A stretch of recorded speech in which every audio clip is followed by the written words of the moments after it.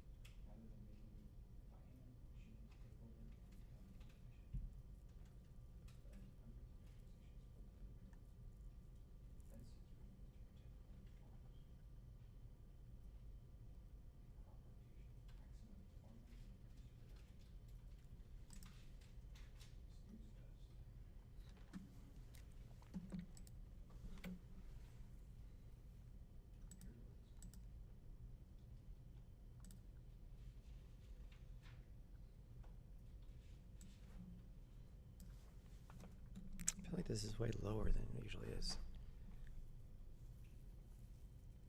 How was your weekend? Yeah, it was all right.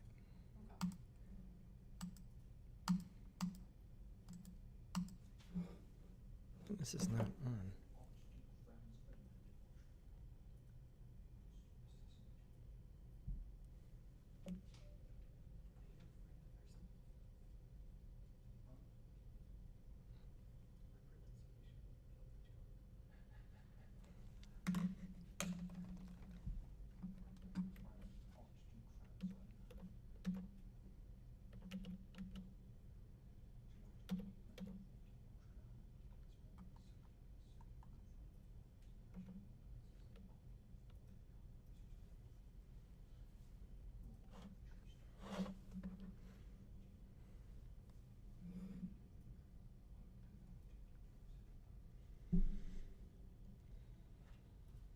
Okay, let's look at a couple things here and then a couple individual questions.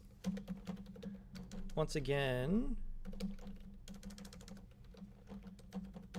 if you want to have a larger game environment, we need to have reusable assets in some way. But if you think about that earlier on in the process, that becomes much better. So let's look at something here for some sort of tree example and then some sort of like tech example as a way to sort of combine a lot of the different plans you guys have for the games. So back over here, let's see. So we want to have a, some sort of tree in the game. If you just make one tree and then you repeat it, it has, it's like the same tree everywhere, as opposed to having here while we're modeling, let's think about having maybe two different trunk branch designs and then a couple, like groups of leaves that could be, you could put one group on top of the tree, you could have this here and then have one group and another group and another group on top of the tree. And in terms of where to do that, I mean, the basic idea here is you make the parts, in Blender and then assemble the parts in Unity.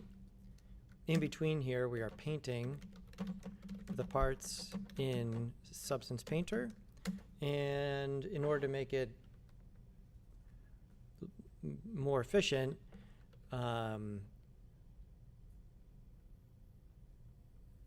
keep the parts as separate objects, but put them all objects onto the same UV space. And so if we do this, we can proceed in a way that will be relatively efficient and relatively flexible, which would be what we're after here.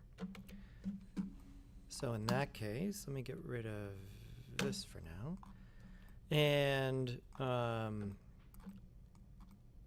think about the tree. If I come in here from the side, if I go Shift A and make a new curve, and then I tab in and grab all those points and delete them, and then I can draw something new here. And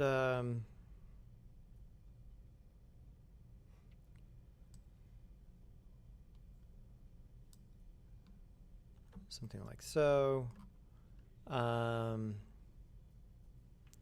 And we've got this Bezier curve that we can do something with here. If we want to, by default, this is not, geometry, it's just a point. And so we can come in here and in our settings, we can, under geometry, turn up the bevel depth of this to start to get something. A few things to be aware of here is that we don't want this to be, drawing it like this is fairly intuitive, but you can end up with situations where you get a lot of excess junk geometry. And so if we can tab in here, and this point, a lot of this comes from points that are too close to each other. And let me just delete that point there, grab this point. You see that grabbing the Bezier handles here and sort of tuning these allows us to straighten things out. The resolution here refers to, let me change the color of this. There we go. Now it's easier to see what's happening. The resolution here refers to the stuff that's going around. And so we're going to smooth this out later. And so this can be, if we go down one, yeah. Probably, unless this is going to be absolutely enormous in the game, like 6 is fine, because we may, we're going to have the smoothing on it later, right? If you come back here and look, like with 6, that still looks smooth with just the shade smooth on it. And that's only half of the story, managing the resolution in that direction. The other direction is along the path, and that's going to be at the top here under this setting. And we want just enough to make sure that the curve shape of this is pretty good. Although maybe down here we're going to convert this into a mesh so that we can do things with it, and so that seems fine. Having less geometry to wrangle with here, right? As you're modeling, should I default to more or less? You want to default to less, just makes it easier to edit. Okay, and let's go ahead and relabel this trunk for now. and then come in here. Let's go ahead and convert this now at this point, right? I've got everything good. Remember, once I converted it to a mesh, I can't go back to these other controls, right? Like this thickness, sort of mass thickness here will be taken away. Actually, it's probably easier to taper it now because we do have the radius tool here. So this allows us, if you grab this guy over here, now per point, you can scale this up. If you grab the circle,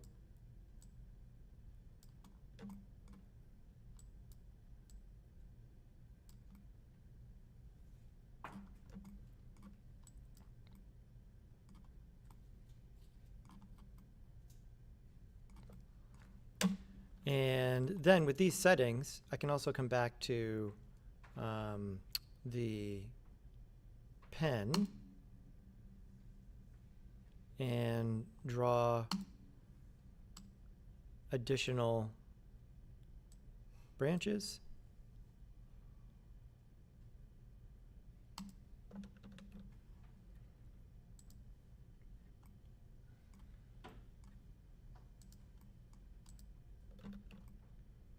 And these points have the same kind of stuff on them, right? So we can come in and make this thinner.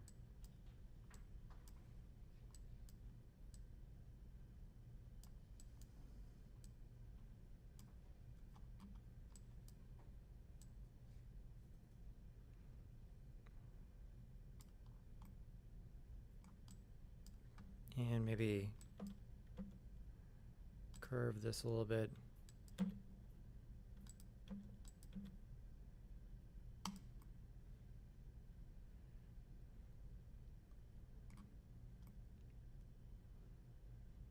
Okay, that works. So we've got this. If I tab back or come back to this view, I think that gives me something to work with. Maybe a little bit more height.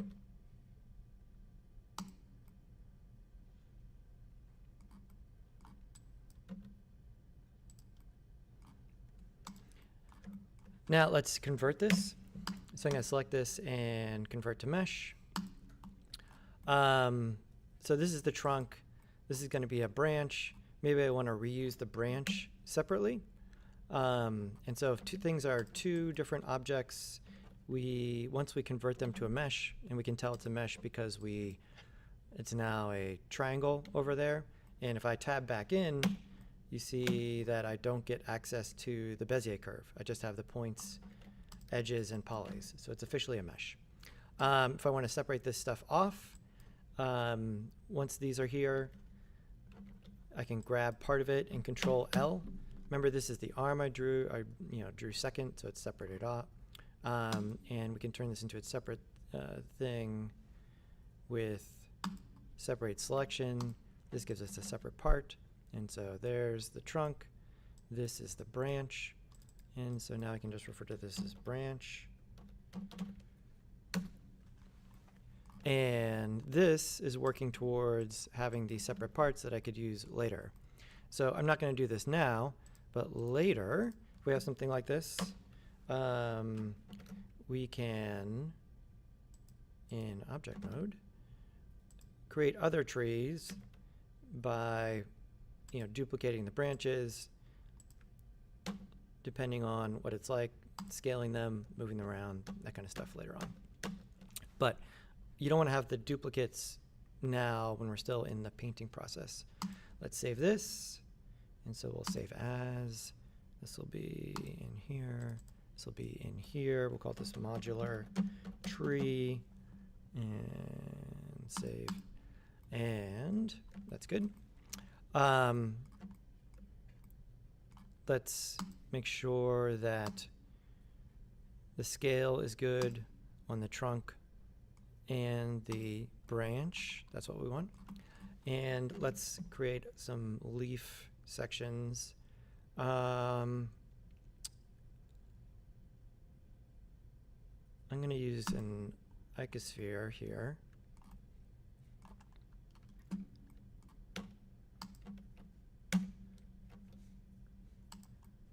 And then maybe come over into the sculpting tools just to move some of this around.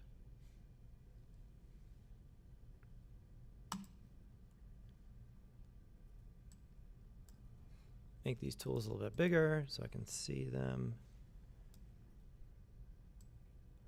And the grab is going to be your friend here, F. Make this bigger. And now I can sort of make this less like an obvious sphere.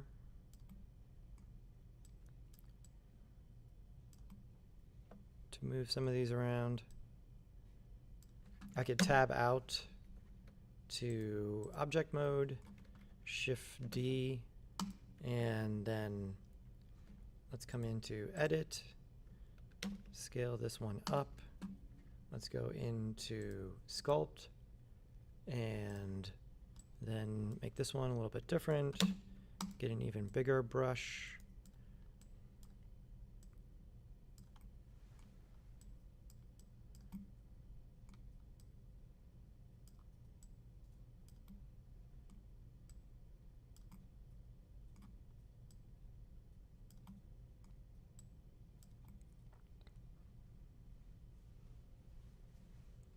Okay.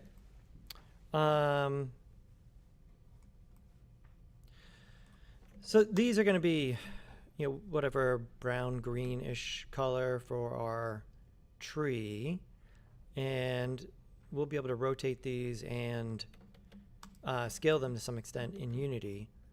So 2 of them feels good here. Let's come back over here. And so let's call this leaf cluster 1, and you guessed it, here we go, leaf cluster 2.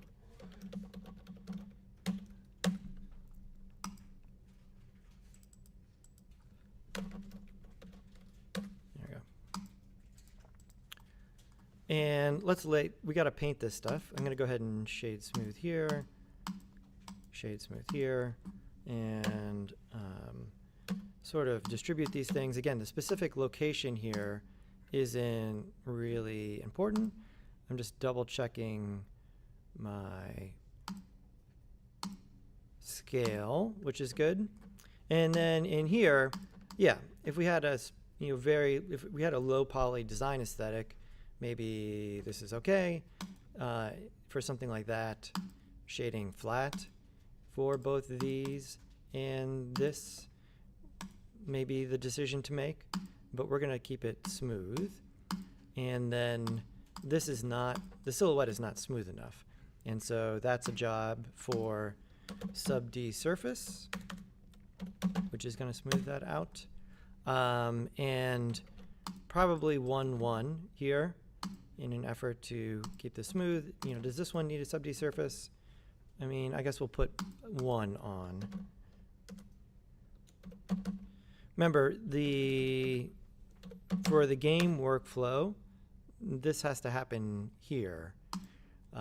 We don't want to be running the sub D surface as a component in Unity, certainly not at runtime. And we'll convert to apply both of those. Okay. Delete the camera. Delete that light. You don't even need them in there. Okay. And the other thing now, let's come up here. Mesh, export, check, list. Topology. Thinking about density. And then also thinking about normals. Those are 2 big things. We'll look at normals here in a second to make sure I've got it. We're going to keep these as separate objects, right? And so anchor point, or in Blender, origin per object. There you go. And then we're going to need to UV unwrap, we'll look at two options there. You can either set your own seams or use our auto. And then when we have multiple objects but one UV space, a couple of things here. We're going to have the same material. My God, I thought I told you to shut up. Seems like Android has like 9 different volume things now. There we go. Same material on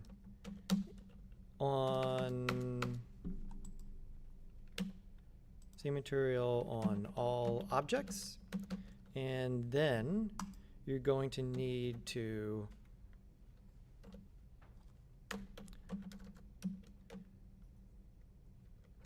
UV pack into the same space, same UV space.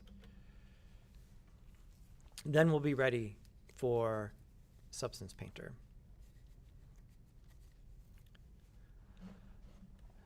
So we've been managing the density as we've been working. I feel good about that. Let's check the normals. And so up here, face orientation. Yeah, I mean, I can see into this, but it's going to be covered up.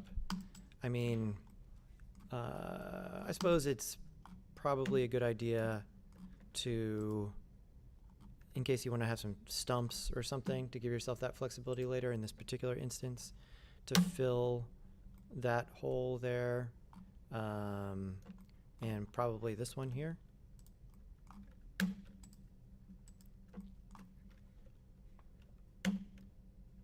Alt-click to grab the edge, F to fill. That's going to be going into the ground, and the other one goes into the branch. From the branch standpoint, actually, maybe it makes sense to fill this hole to make it even more modular so that you could reverse the branch later on, right? Trying to think about flexibility on both sides. Okay, and then these are closed meshes, so that's fine. First part of checklist done. Let's check our anchor points. And so I'll come over here. Actually, let's move these objects kind of in a line here. And then over here, let's go to our tools, origins, and per object, organize our anchor points. And so the trunk, we want the anchor point here. Again, for trees and pillar-like things, having the anchor point be slightly, designing the things to go into the ground gives you some flexibility in terms of their height.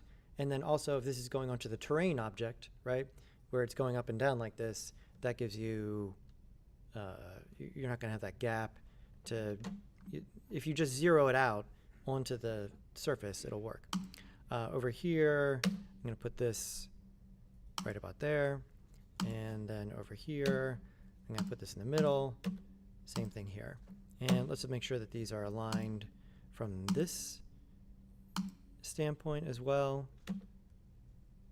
Right about there. Okay.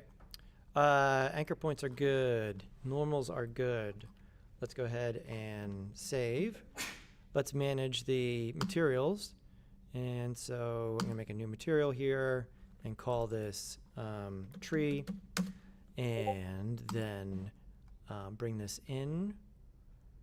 Or make sure it's on all of the objects.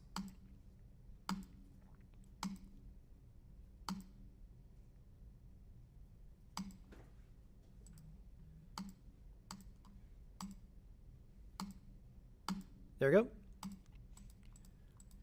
All right, so they all have the same material on them, right? This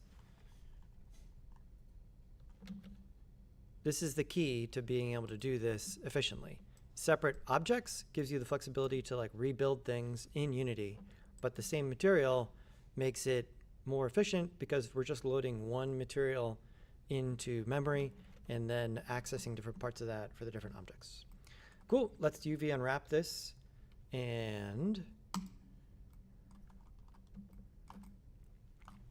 the simplest workflow here, which will give you a UV map that will work but may not be optimal, is sort of unwrapping each one. So Control L here gives me all of the connected faces, and then U, let's just briefly, all of these are different algorithms that you will use if you make the seams. Smart UV project is automatic seams. I'm not an idiot. I don't want to waste time setting seams. Why don't we always use this? Because this is not optimal, right? It's not magic. If there was magic UV unwrapping, you know, the world would be a better place. But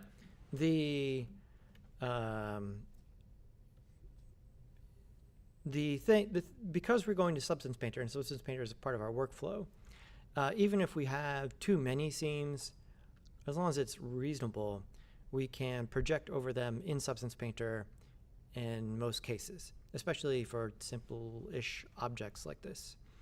So here, if I were to hit U and then go to Smart UV Project and just run the unwrap, you see it kind of does a thing where it like projects from all four sides and separates those into different planes, and then also the top and bottom.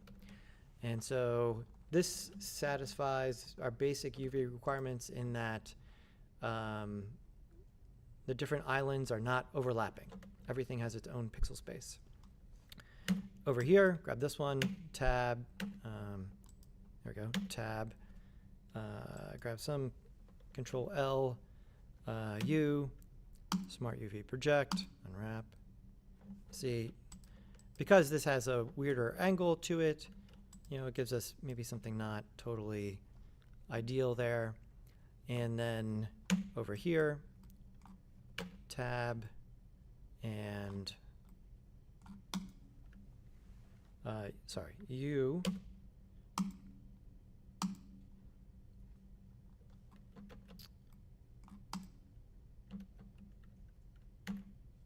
just want to get just this object. There we go.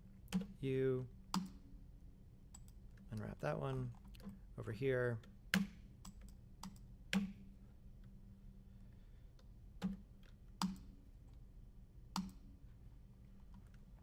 Okay, so I've unwrapped all the objects individually. So if I click on one, I see that its UVs are over here. And the basic thing is that there's no overlapping for each individual object. So that's the first bar you need to clear. If you don't clear that bar, then do not proceed. After this, now we need to get all of, when I select multiple objects, this shows us the problem. Crazy overlapping, right?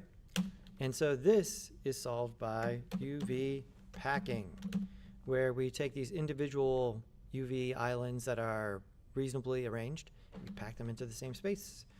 So here, let's tab in. So I have them all selected. This is the key. Select them all, then in object mode, tab into edit mode. Now you can access all of their UV faces at the same time. Then we can go to UV, and we go to the appropriately named pack islands, right? Each of these little sections of UV is an island.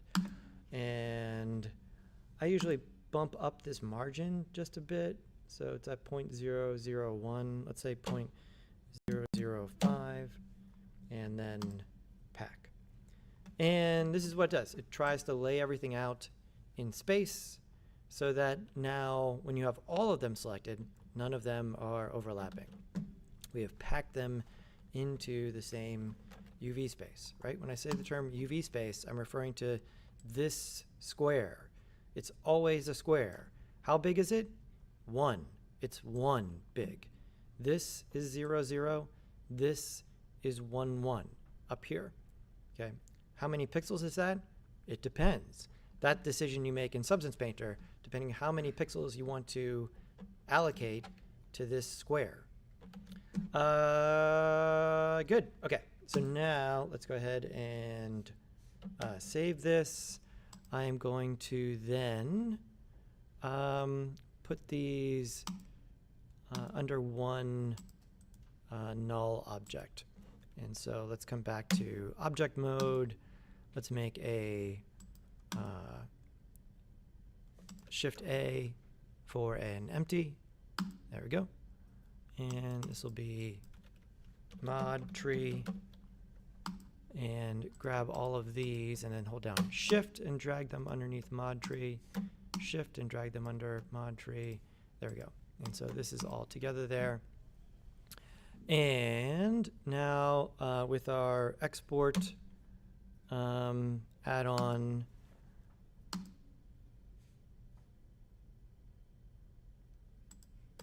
I think holding down, here we go. They're all selected going into here. And let's look at that over here.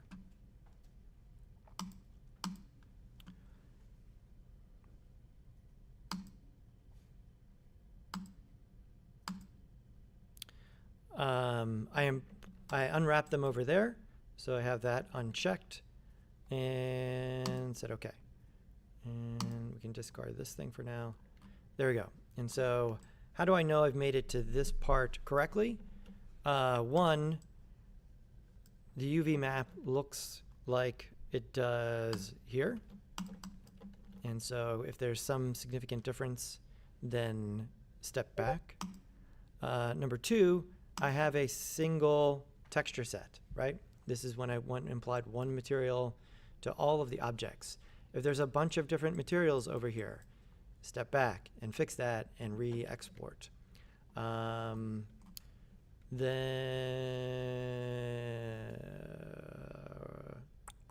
we're good. Okay, and so now I can come up with some materials to work for this. So let's come in here into our texture set settings and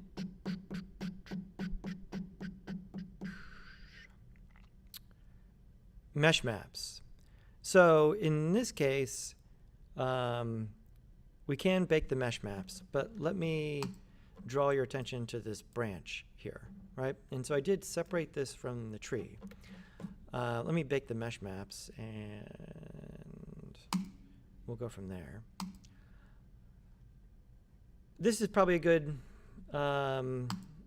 guiding principle, is that if you want things to function as separate parts, having them separated in space at this point is important. Otherwise, one of the mesh maps that gets baked is ambient occlusion. And so ambient occlusion is, this will be darker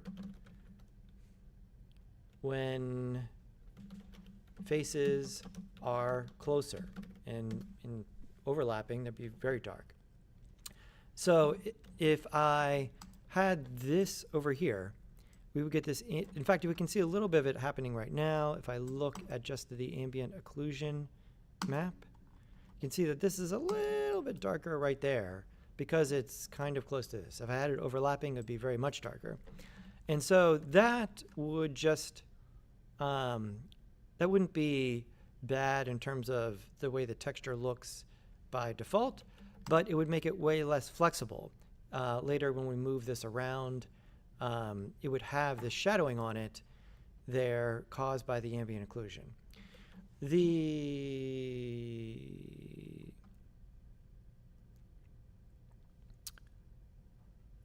if this is a problem,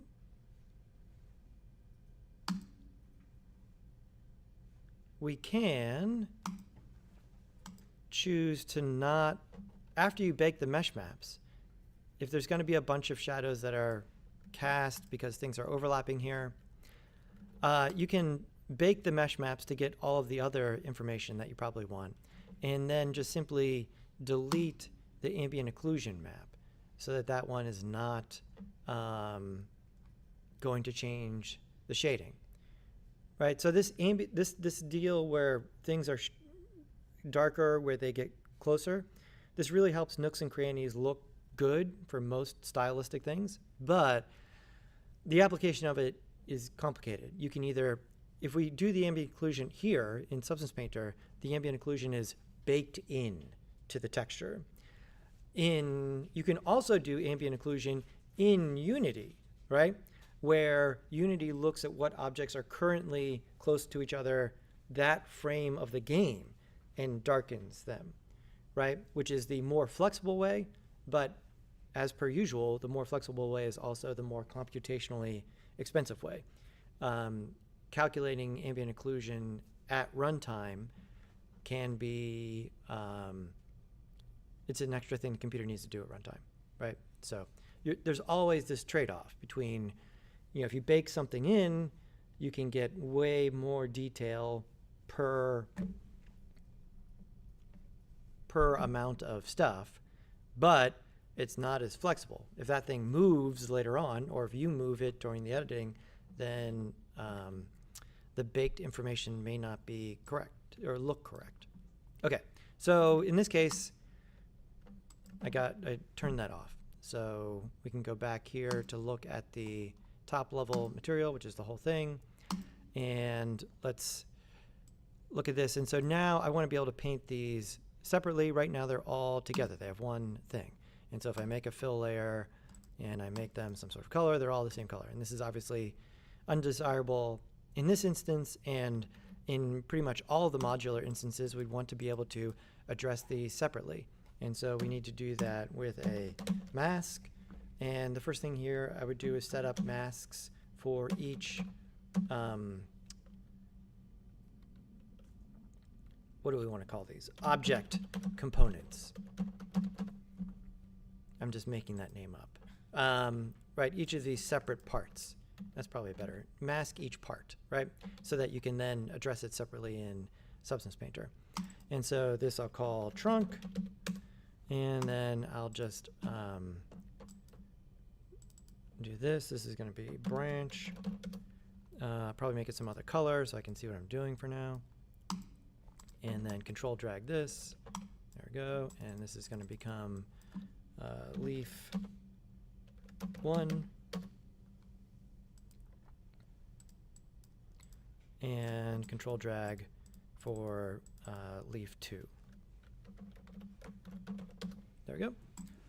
And make that a different color.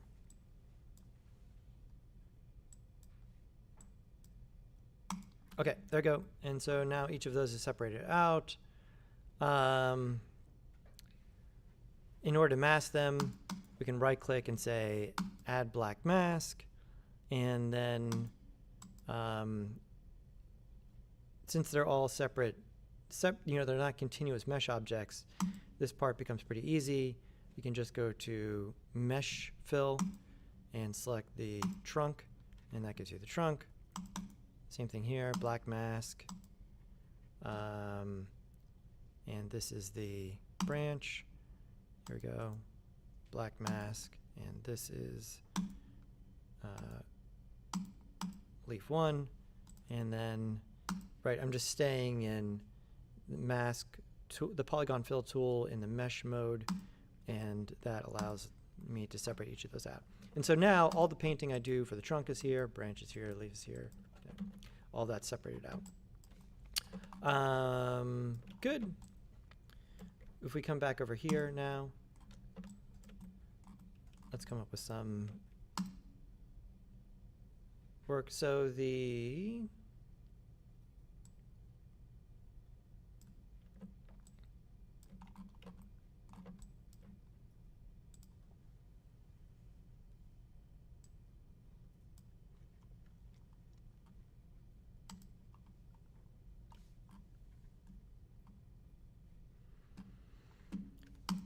With the materials, what is it? If you just drag, or wait, does it? Oh yeah, if you have this selected now, yeah, then you can just sort of click through your different options here, which works really well.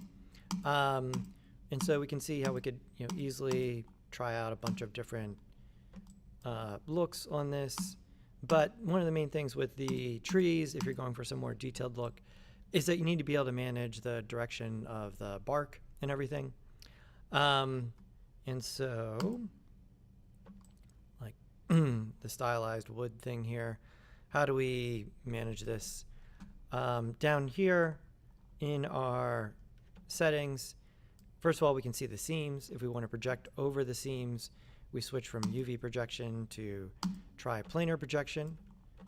And now that when you switch to triplanar projection, it becomes a box.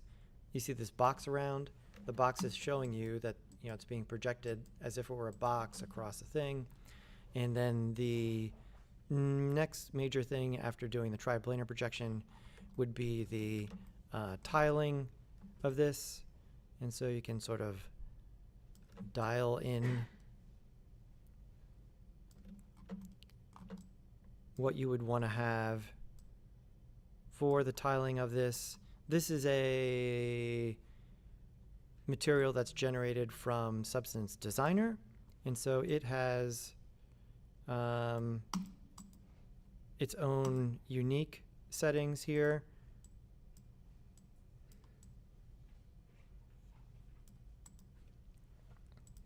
Some of the Substance Designer materials will have more or less parameters to think about. There we go, like that.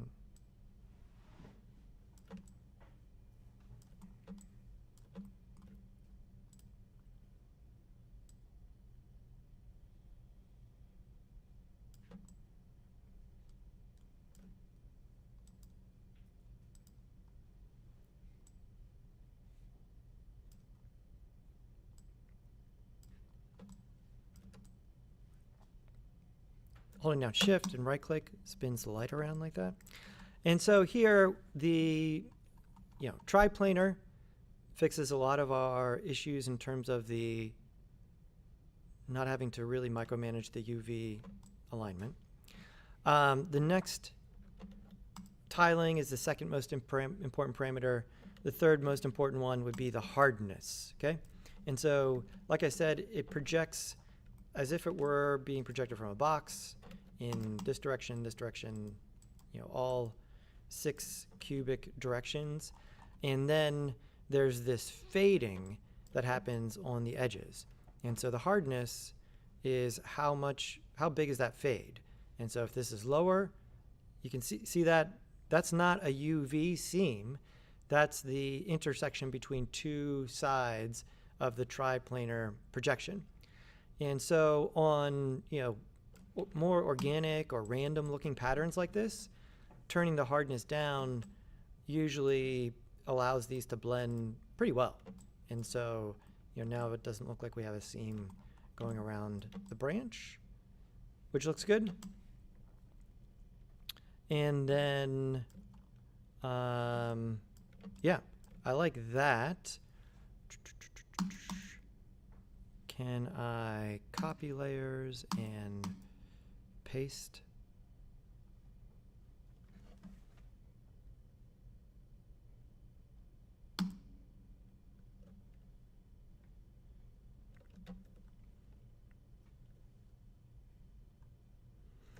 I mean, if we want the branch to get the same treatment as the trunk, maybe it doesn't need its own layer, right? I mean, this is the most flexible setup, but if these two things are going to get the same kind of texture, we can come up here to the mask and sort of just add the branch in and see how that looks. The orientation here is going to make the application of the triplanar mapping a little bit different, but we're going to go with that for now. So let's go ahead and delete this one And we might be able to do these two together as well over here. And so let's come up with some kind of look for the tree here with this. And I want to have some random green colors for this. And if we come in,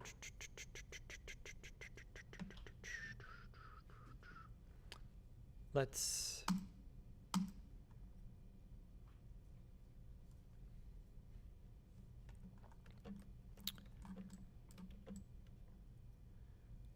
we may want to layer some things on top of each other here. And we may want to, I'll do a couple different versions. Here, let's do a very simple one. We just want some color variation on here. I would come in and grab some sort of noise for our base color. Again, do the same thing because the seams are going to be very obvious. But if we come in and say triplanar, like now, especially on a pattern like this, that works. I could adjust the scale of this noise probably down.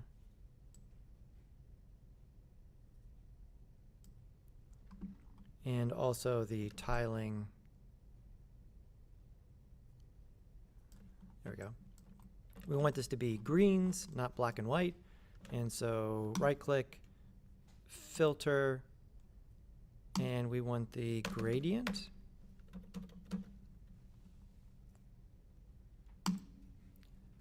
And pick some greens.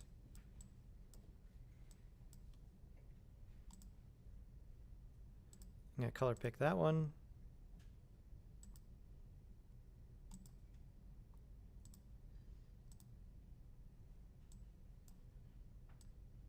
A bit darker.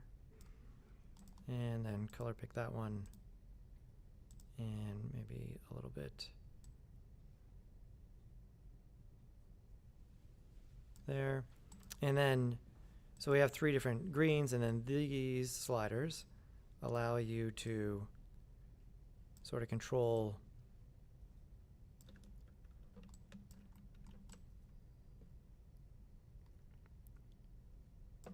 how that'll look.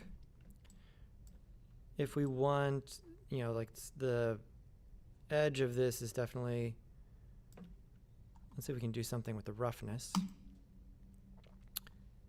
And so here, or come back to here, then roughness, and come down to the roughness. That sort of makes it like that. But it'd be great to have this color information influence a little bit of it.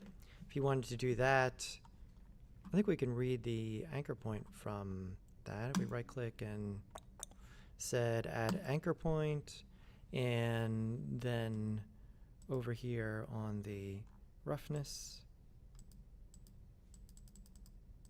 No, not on the same. You could read from the mask, but not from the same layer.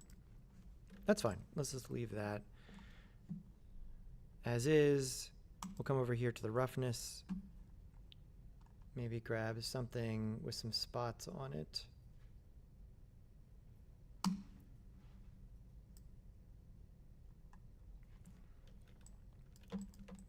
And so as I move this around, you see that there's like some change, but we want to make it still generally rough.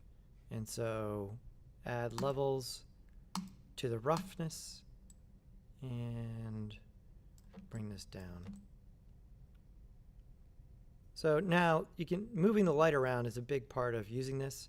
So you can see the specular highlight shifting over the different sections, and down here,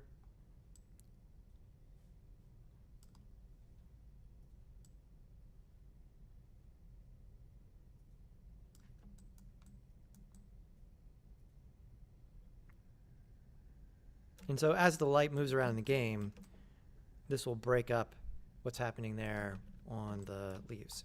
Okay, Good. That's a fairly simple version here. Let's get through this first. And so that's good. And the other, I think that's going to work for the other one as well. And so I'll delete this, and then I'll just expand this mask here with our polygon fill tool. And yeah, I got 2 leaf clusters that'll work there. Yeah, I don't know. Maybe the second one's a little bit different. So here, I'm going to delete this one and then duplicate this one, and then just change the fill here. So I'm going to right click and say black mask to 0 it out, and then come in here to mesh fill and click on that. And so now, for instance, in the color, right click, add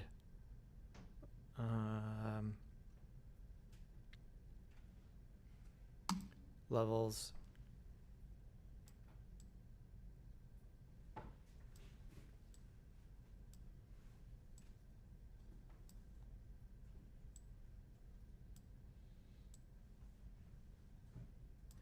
There you go. Just give that one a little bit different values.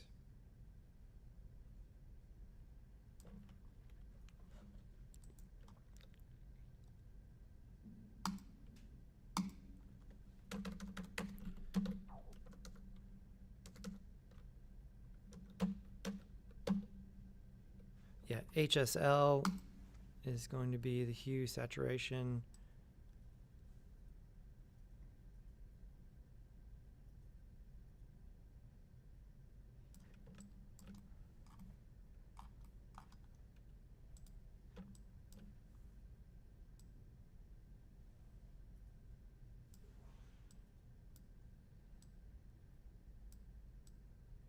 There you go. So we can have one like yellowish bunch and one greenish bunch. Okay, good. Let's save this file, save as, and this is going into our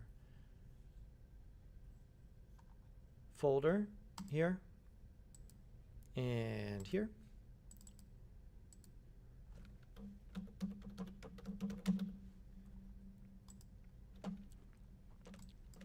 Okay, great. I have one here, 2048.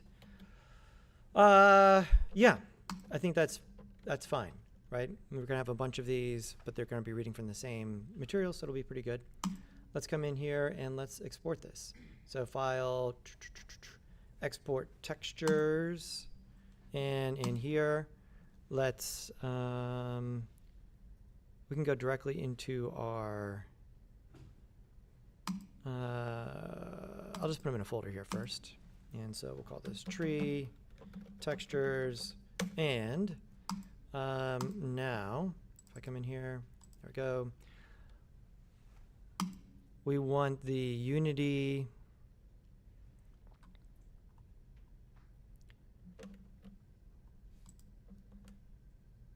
universal render pipeline metallic.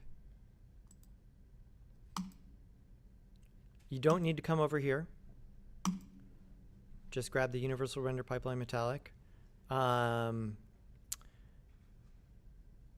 We don't need to export the asset because we already have it.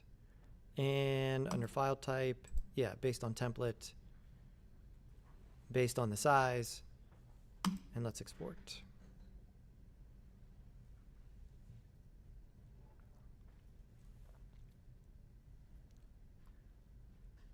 Like Blender here, actually let's try something once.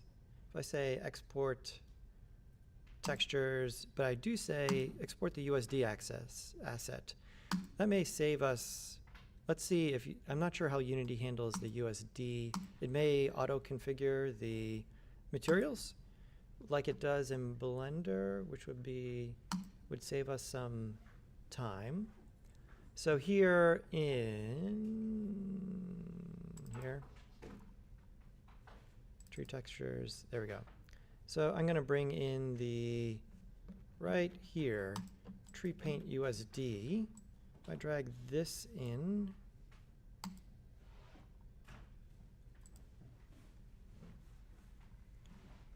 I think I may need a package for that. Let's look. Package manager. I'm going to say Unity registry, I think.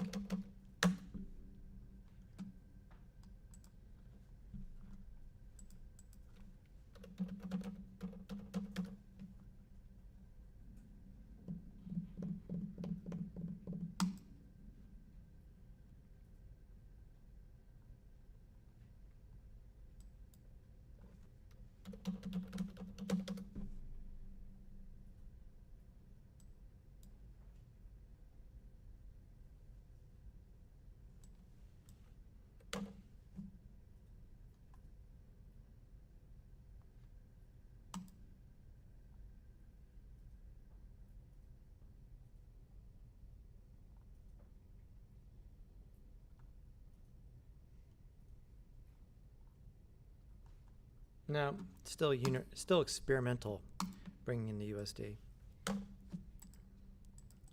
Which means you would need to link it to the GitHub, which we're not gonna do. Okay, no worries. We just need to bring in our textures. So I'll shift click these, right? So albedo transparency. Remember, albedo is the fancy word for what? Color. Yeah, surface color. And so there'll be 3 textures you need to bring in here. And in here, I'm gonna make sure I'm in my materials folder, make a subfolder in here for textures. You probably already have that. And that's where I'll put these in there. And then let's come back up and make another folder here for mesh. And remember, this is going to be my work here, and in order to make the project a little bit more accessible, I'm keeping all of my work in a separate folder in case things get dicey and I need to reconfig. I know that everything that I've made, scenes, textures, prefabs, materials, all the stuff, meshes, all goes in here. Put that in there, that in there. There we go. Okay, and meshes, let's grab that mesh that we exported from here, which is here.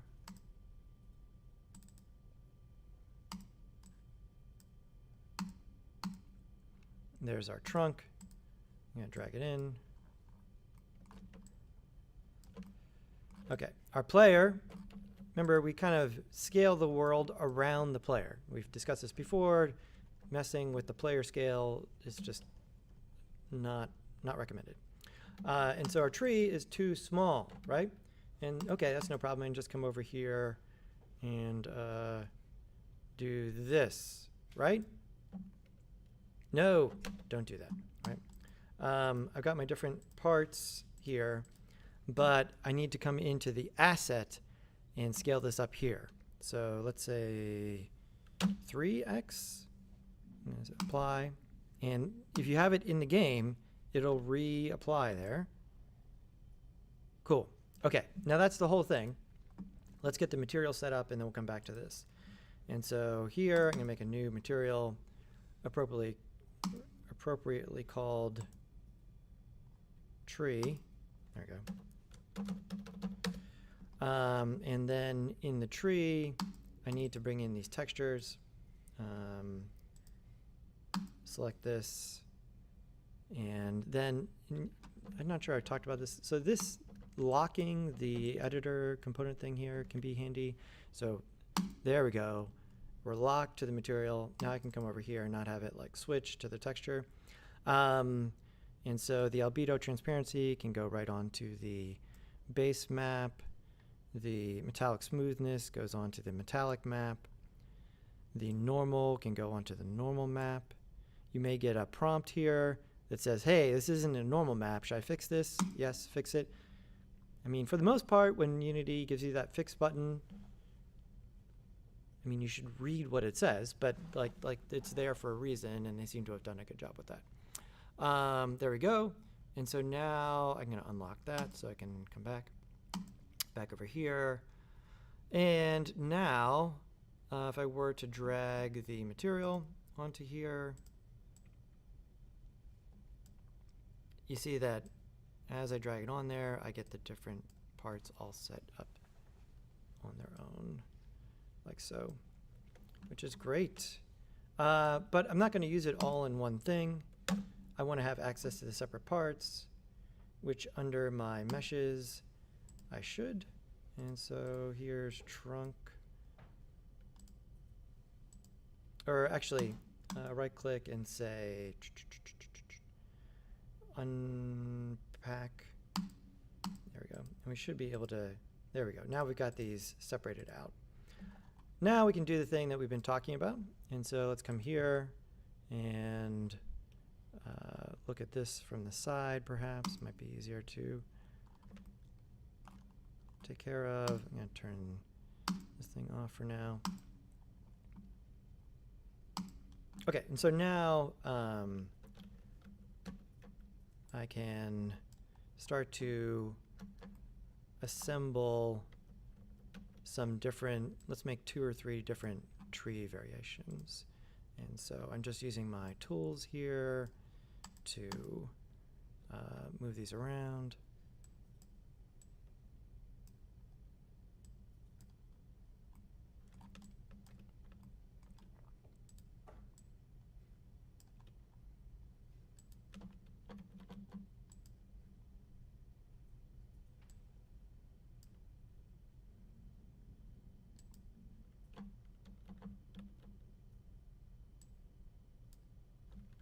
The leaf clusters, the way I designed them, right? You can just sort of flip them around.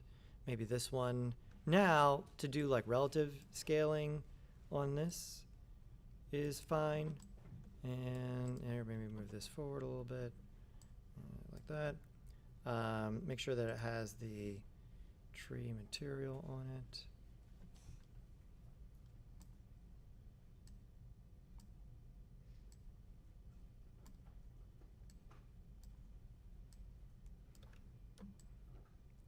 There we go.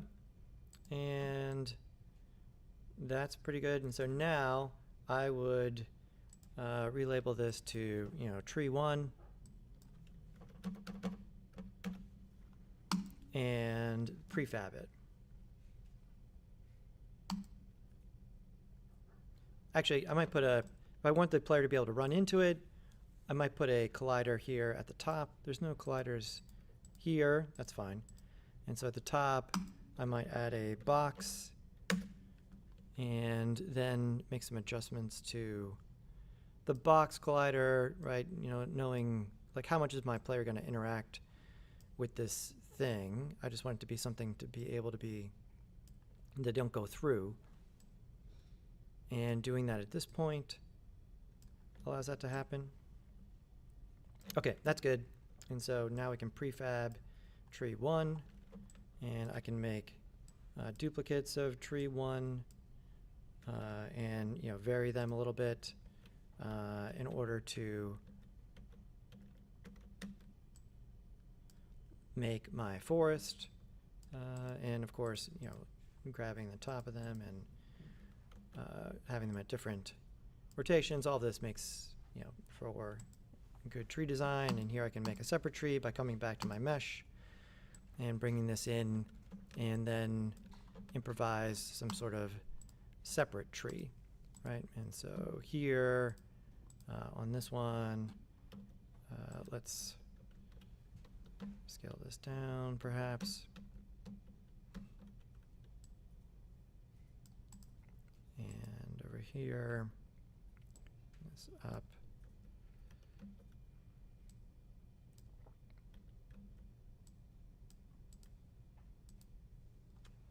Not going to use that part. And over here, let's do something like that. Okay, and a short tree. And then again, it gets the same material here and here and here. And now this gets prefabbed. Actually, we'll give it a collider at the top.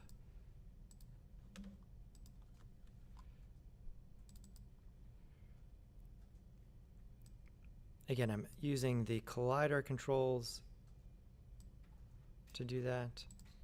It's not a trigger. And this one, this is going to be tree 2, and it gets prefabbed as a separate tree.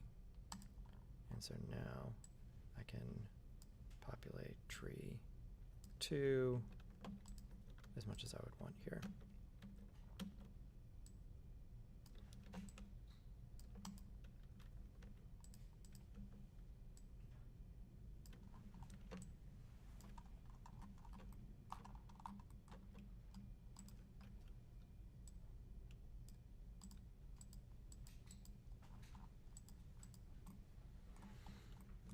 So using these parts, I can make as many trees as I want here, right?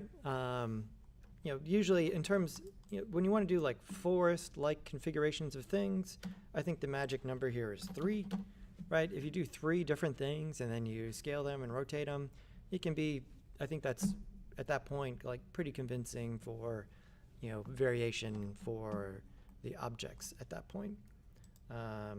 Yeah, and so I've got all of these set up here now, and they can be, I would probably say create empty parent and call this forest. There we go. And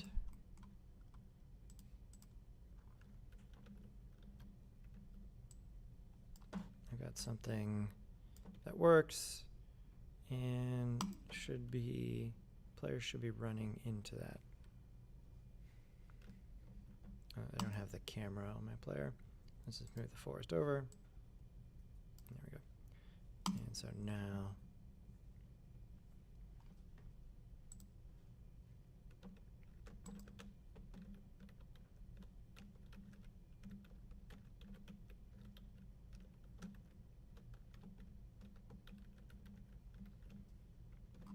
cool.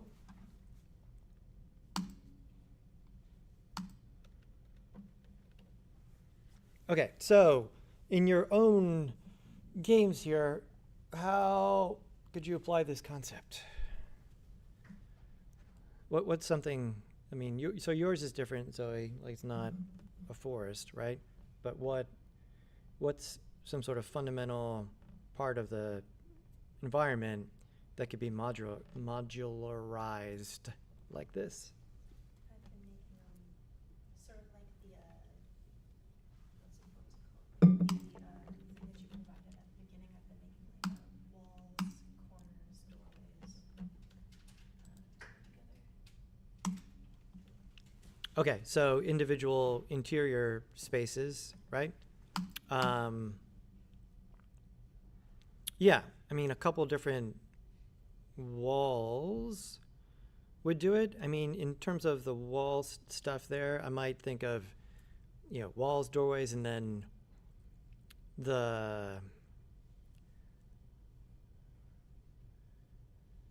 as long as you didn't overdo it, like things that go on the wall, right? Sci-fi junk, little buttons, I was thinking stuff like that. Like a corporate abstract paintings, if I have the time to design them. Yeah, those, yeah, I would see those being kind of like their own thing. I was also putting in like a floating lights. Yeah, like actual light objects or just sort of like light orbs? I was going to have them be kind of lanternish, Mm-hmm.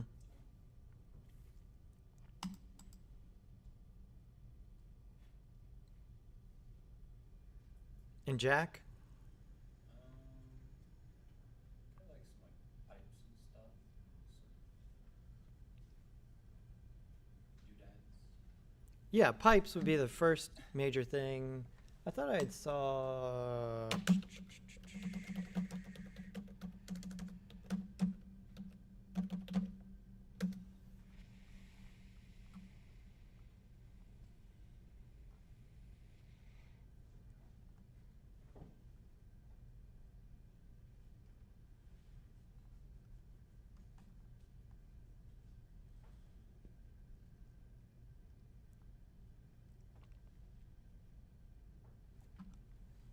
Um, yeah, for quick pipe stuff.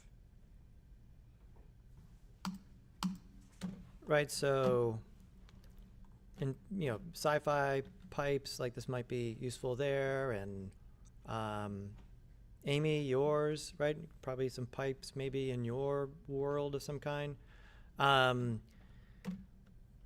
The new So what do we want? We want to have the pipe, which should be a curve object. So if we make a new curve,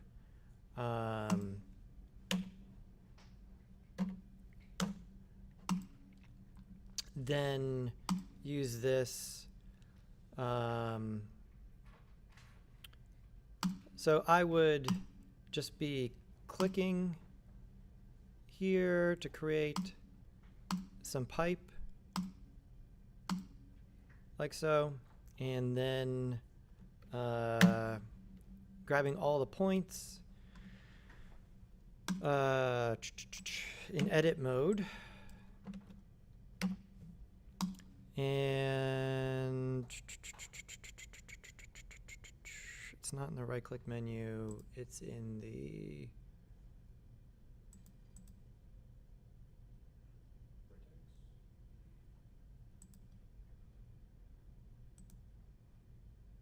snap to grid.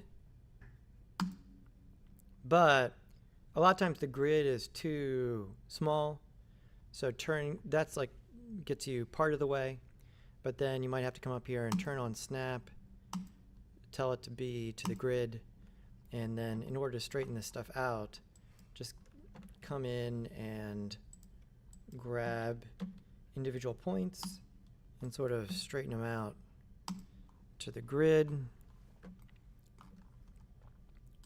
in order to get what you would want there. So now that's something that works. Over here, then we can give the pipe some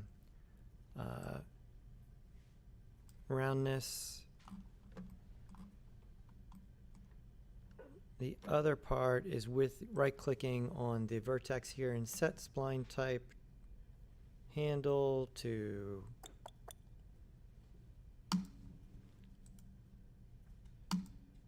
no, not aligned.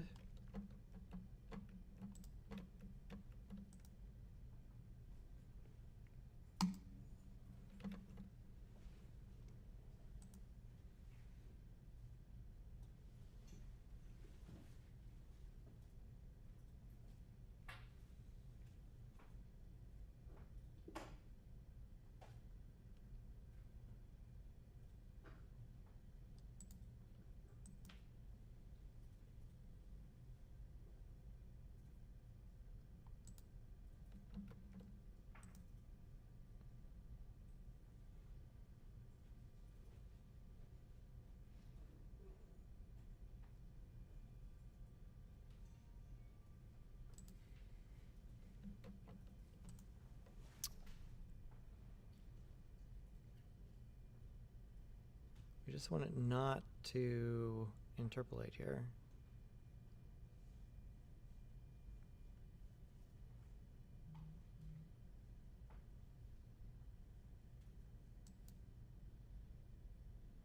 Yeah, so free doesn't give us that weird stretching. in between.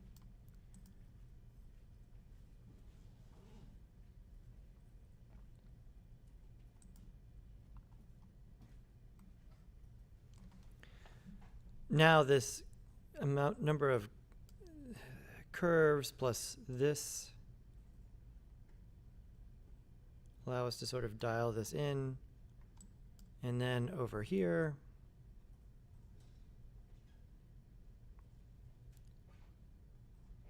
we need to, oh, I feel like this was an add-on in order to round those. Curve, blender. We don't need the node.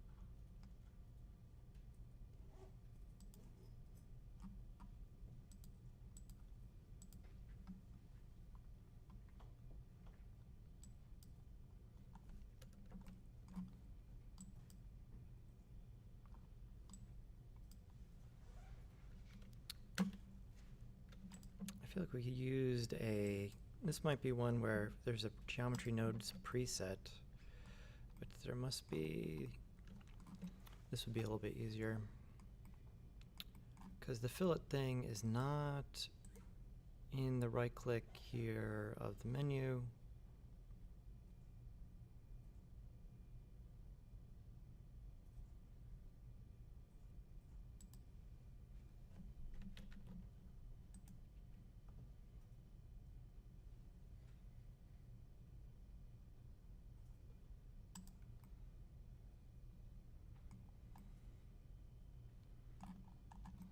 Yeah, let me see if there's a simple solution. I'll think about it for Wednesday in terms of being able to round these in a way that would work. Because there's two things here. One, in Blender 5, the array, there's a separate array for objects on curve. And so doing the cross sections or the connectors on the pipes, that can just be that array object. That's new as of Blender 5. They redid all of the array stuff. And so that combined with something else would be much faster for doing tons of curve variations there, versus trying to find the add-on that'll allow you to fillet the corner here, which is not exactly what we want. So let's come back to that. But the other thing, in terms of add-ons to look at, if you look at Arch, so, or just type in ARCH for architecture. There's Archimesh and this one. I think they're both in here. And so if you shift A, once you get out of this and look in here, under, these are both on.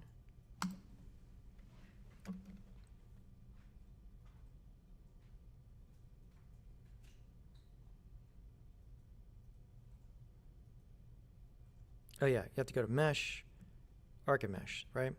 And so here, there's some configurators for some good reusable parts. So for instance, stairs, if you go into N, I believe in here, at the bottom.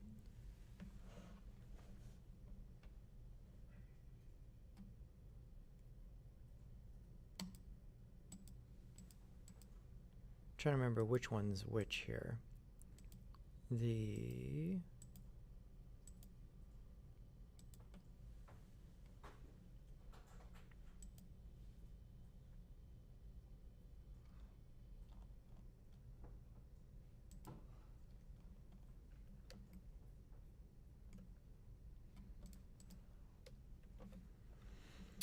yeah, in the hi-fi builder here on this side.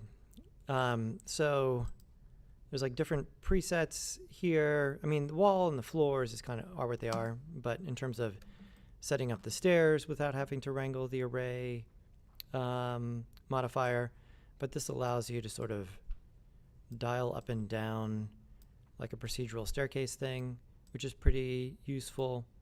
And then, you know, you could export this as its own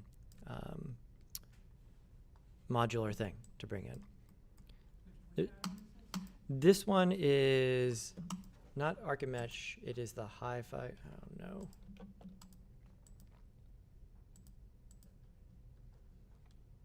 Hi-fi architecture builder. And it's in the menu there. Edit, preferences. If you just look for Arch, it's this one that comes up, Hi-fi architecture builder.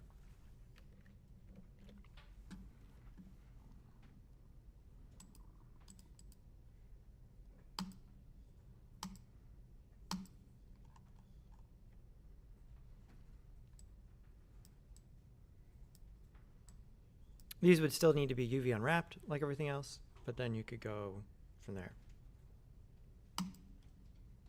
Cool. All right.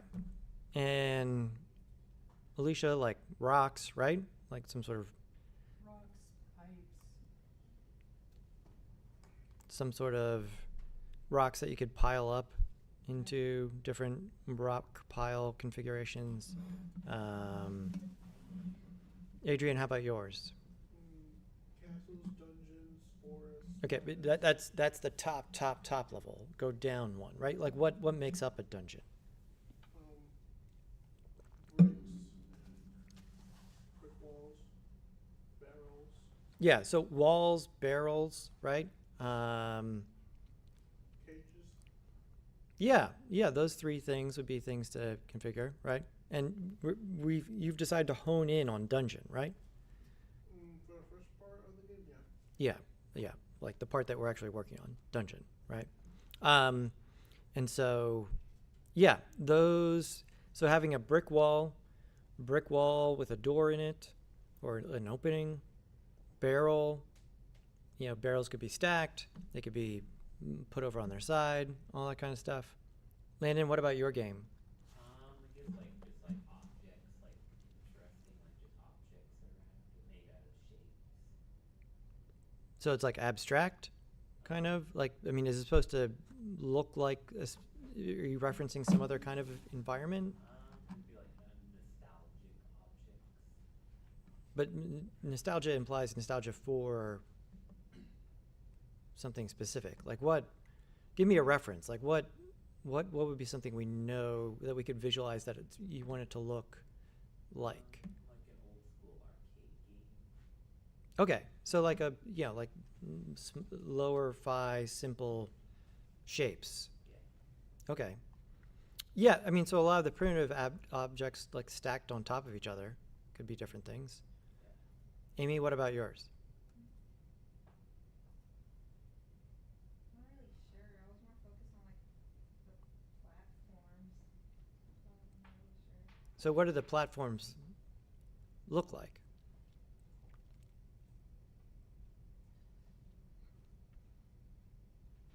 I was originally gonna have them like be like maybe like a mix of like rocks and other things. I'm not sure.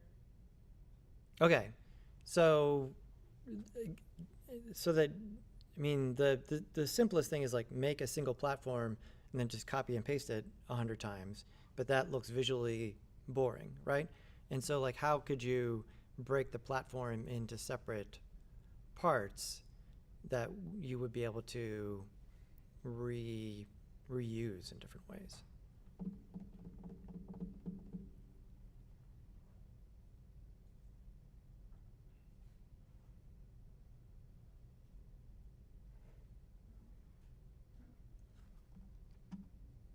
The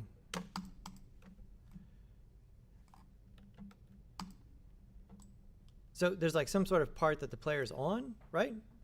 And then what does the rest of the platform look like? I mean, are there like rocks underneath it? Yeah. Okay, so having this and this as two separate parts would be good, right?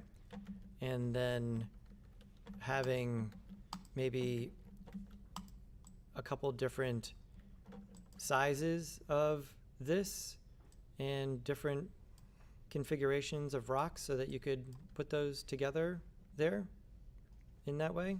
Does that make sense there?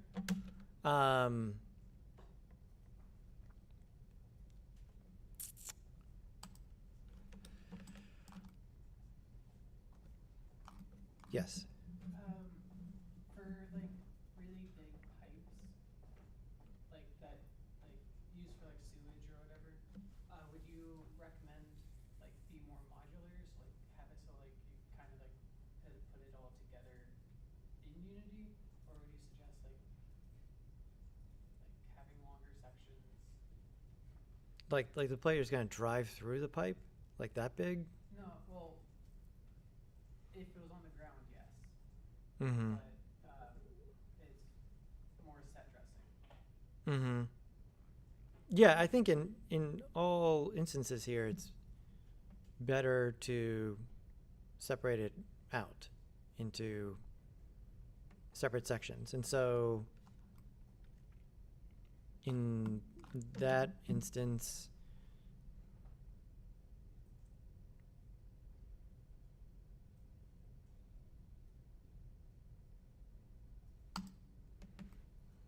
yeah, I would give myself parts I could use. So something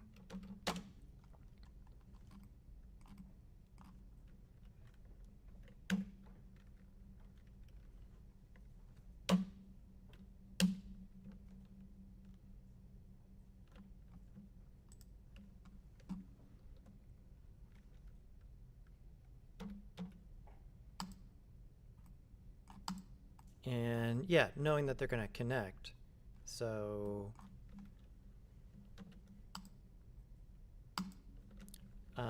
yeah, loop cutting that, selecting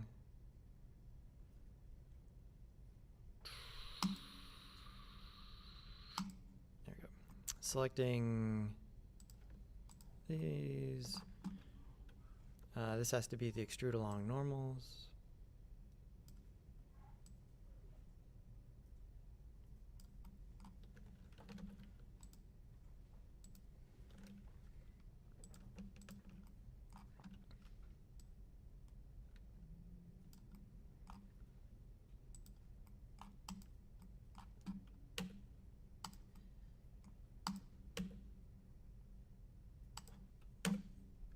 And delete that face, delete this face. We should be able to just bridge those. So if you were to grab this, this, and this.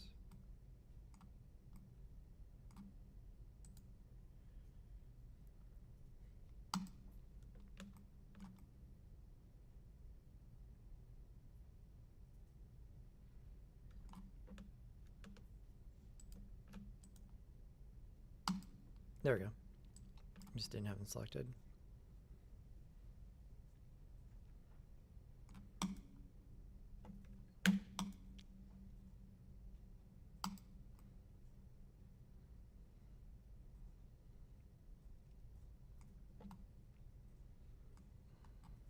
And then I feel like giving yourself one curve would then allow you to do, Half a curve or like a full? I mean, I think like just an, Okay, and then you would just combine two if you wanted yeah, for some reason. yeah. And then you would, how would you connect them?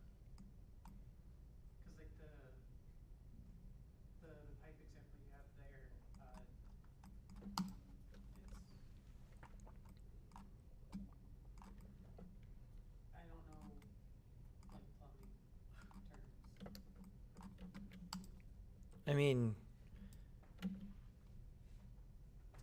mean, primarily just by moving them, but like, why, like, in terms of, I mean, does this, we're just seeing it in the game, right? Like, yeah. And so, I mean, I would, here, let's make sure that it lines up here. So I might,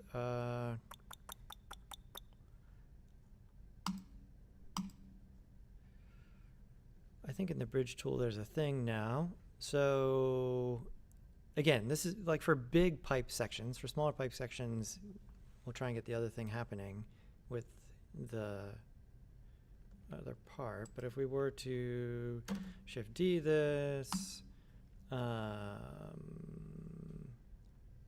grab, let's come over here, grab these parts.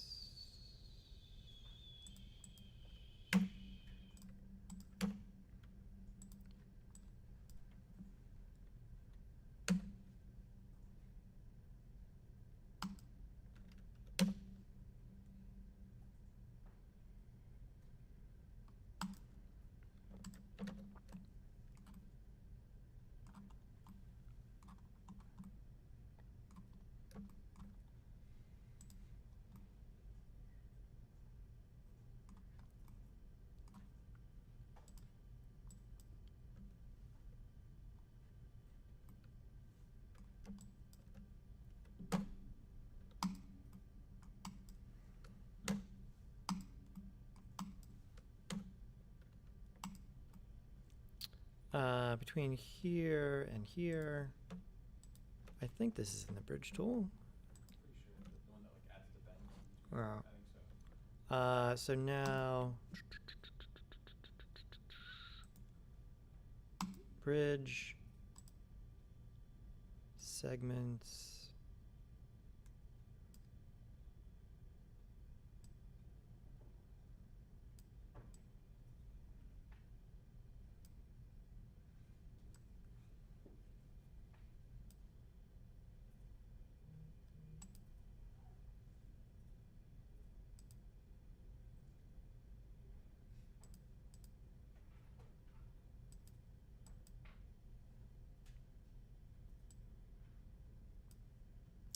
Yeah, it should be in the strength here. I had done this before, but now we're able to do that, but it's not bending it.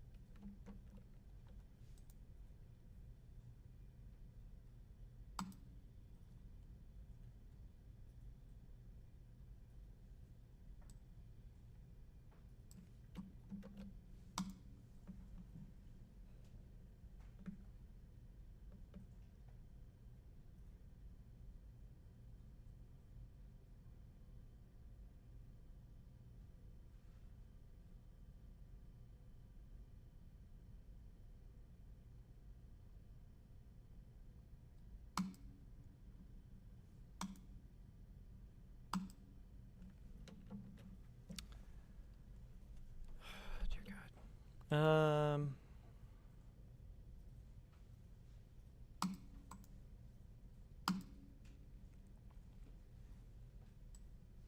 No.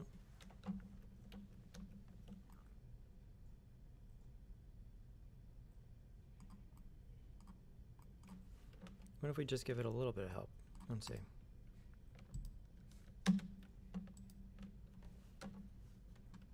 We extrude this out.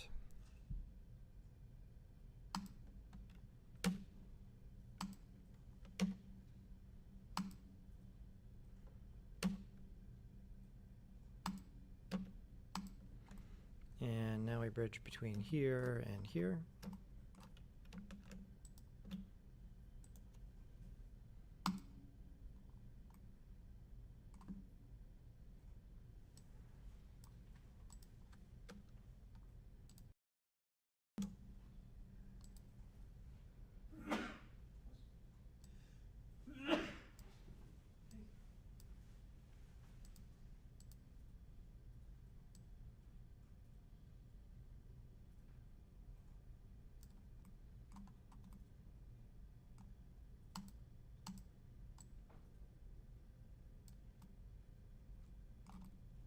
Yeah, there's something weird about it.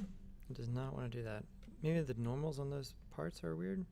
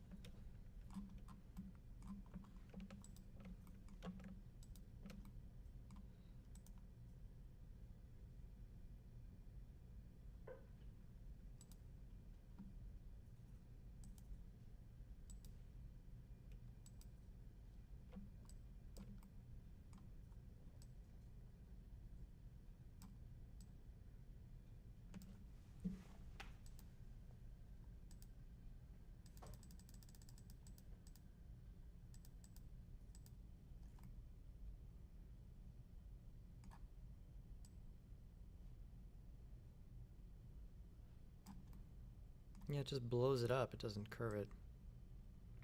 Maybe because they're in the same space? Or maybe it has something to do with the anchor point.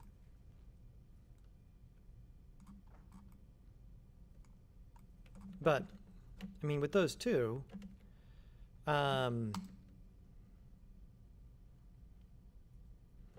if you had one, if you put the thing, I don't know what these are called either, the thing only on one side, then that would give you a part that you could flip in any orientation, right? So that, you know, like this, whatever if it was just a 90, and then, you know, like this, let's say here, this part here was smaller. There you go. And so this part could fit into wherever you would want, and then if you wanted it to terminate on the other end, or if you wanted it to continue, that would give you enough to work with. Even if this one didn't have the extra parts on either end, like, I think that would, you know, look fine in this instance. But then, yeah, you could lay as many of these out as you want. I mean,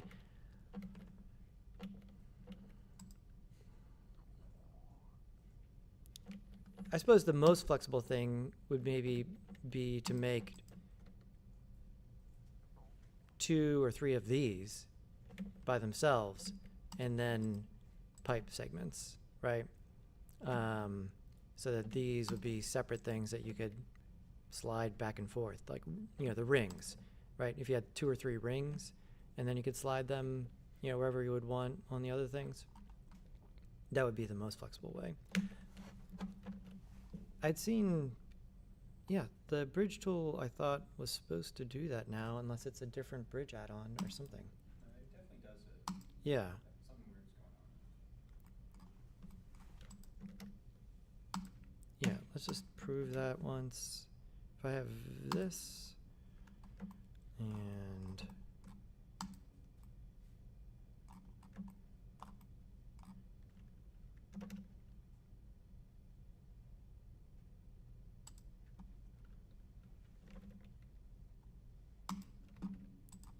I join both of these.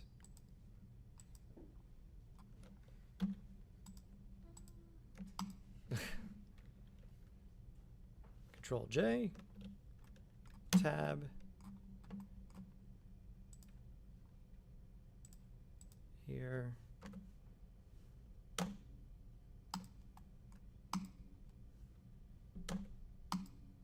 and between here, right? So just alt-clicking, Shift alt-click, right-click.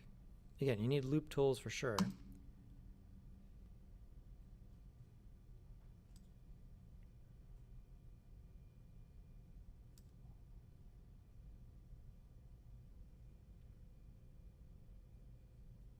doing that to Control E menu instead of right-clicking. And then bridge edge loops. And then that gives you like different settings. Ah, there we go. Is this a separate add-on, or is this a different thing? It might be, in there now? It might be part of the, There we go. yeah, but yeah. I think it's in vanilla. I think it's default, yeah. Beautiful. Yay. Do we even need loop tools? Loop tools is good for like, Yeah, it doesn't do the fill stuff. Some of the fill stuff without that. But okay, so that's all.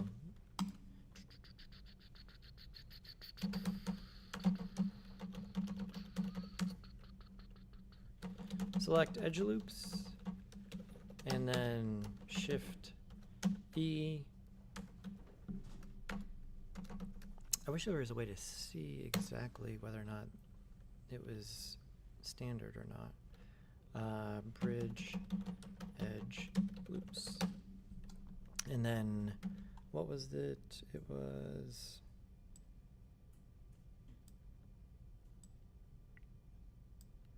Yeah, you have to have, just like anything, you have to have enough geometry for it to do something. And then merge factor doesn't seem to be a thing.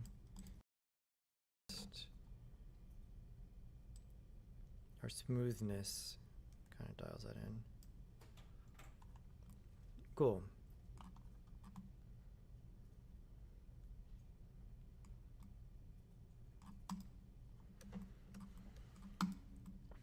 And so then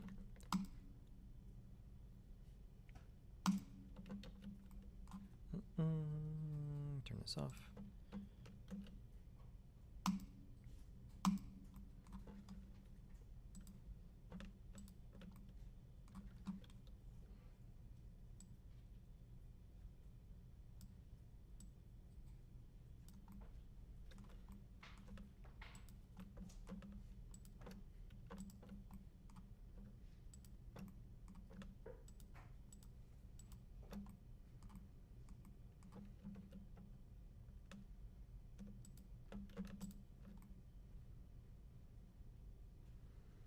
Like separating off that much as like a separate thing that you could move around. It's not going to slide along the length of it, but I think that'd be the most flexible way. As long as you have one 90 and then one straight piece, I think you're right. Then in terms of the car stuff,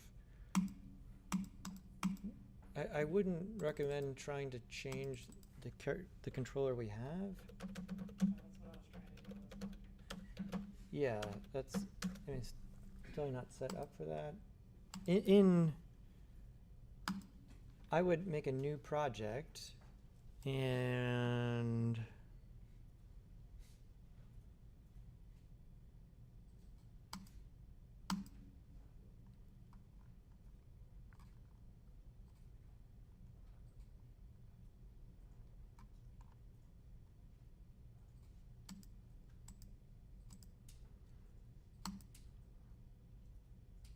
Copy the script from preset. yeah, they have a driving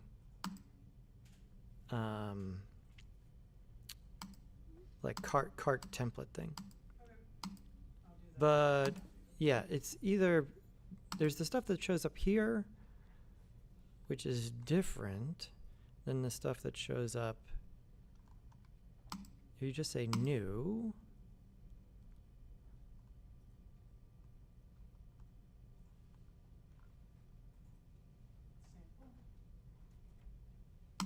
Sample. Yes.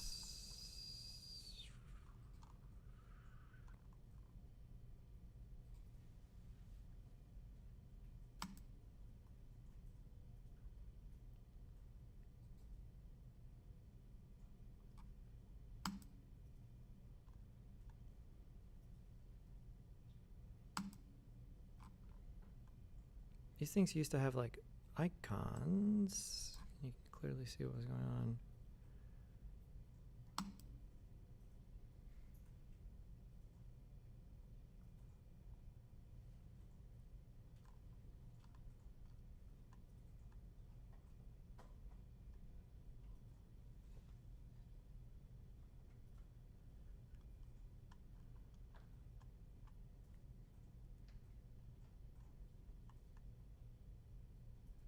maybe it shows up for you here. I know I like just looked at this last week where there was stuff here where they had the more extensive things. I think it's definitely in the asset library.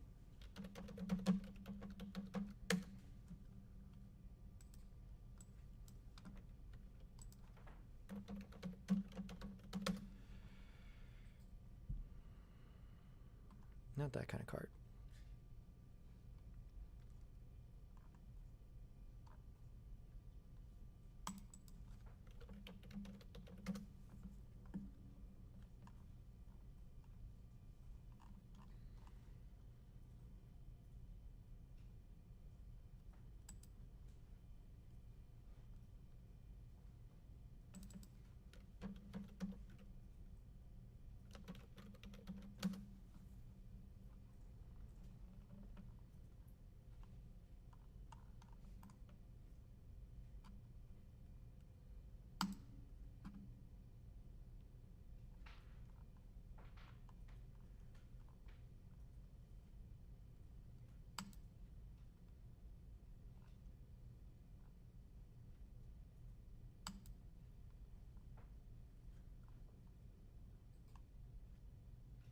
They're in like a whole contest around it once.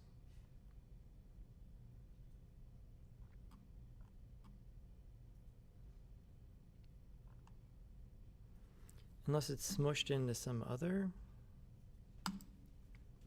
template now.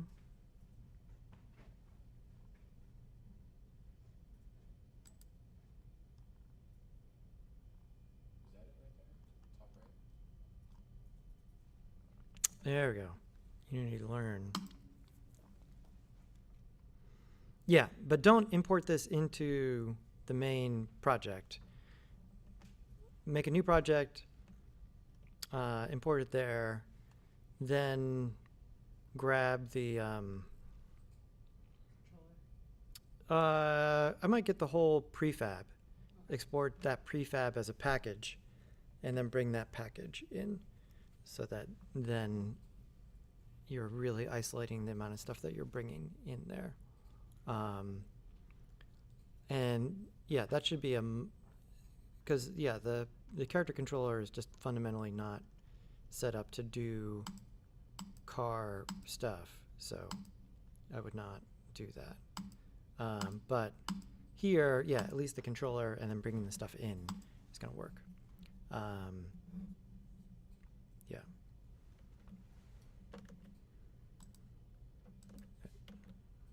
Spell cart with a K. That's also key with a K. Okay.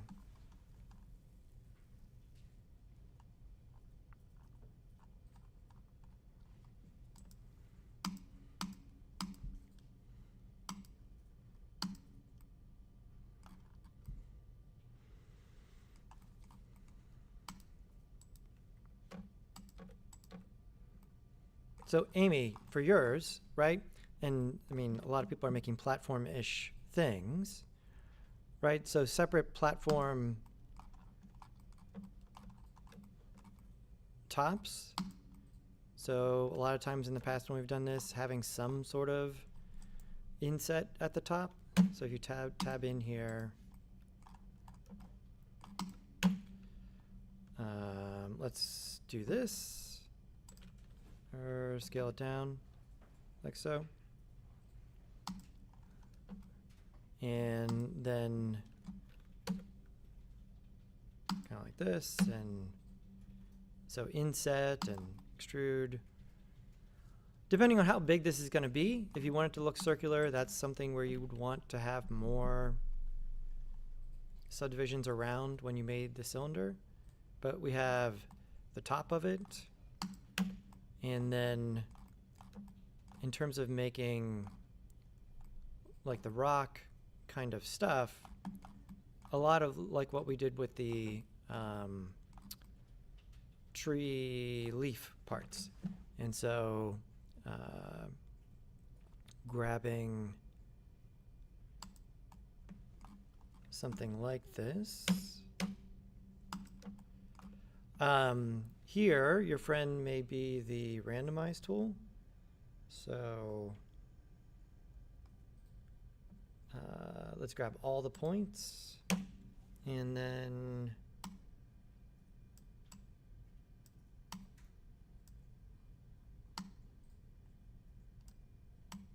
yeah, smooth, randomize. And so here, this sort of skews things a little bit here. And if you added a sub-D surface to this, and you were to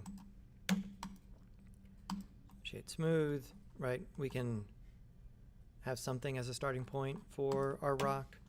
And so now I would make these like fairly large, but later, you know, maybe make 2 or 3 of these different configurations, and then later when we're doing the thing in Unity, being able to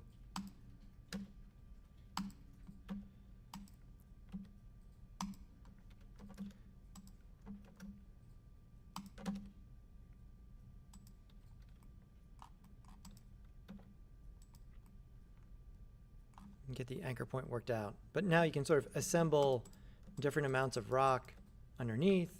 You've got this, maybe you have a circular one on top, maybe you make a square one, right? And now you've got parts that you could reuse to do a whole bunch of different designs there. Does that make sense? Yeah, it does? Yeah? Okay, yeah. Right, as opposed to just modeling one thing. But the rest of the workflow, like the tree, is the same. Unwrap each thing separately and then pack them together so you'd be able to use them all as one thing. When you bring them into Unity, you know, I would make sure that this is the part that has a mesh on the top. Collider, these don't need the colliders on them then at that point. So you got this modular design for this kind of thing. Make sense? Okay, cool.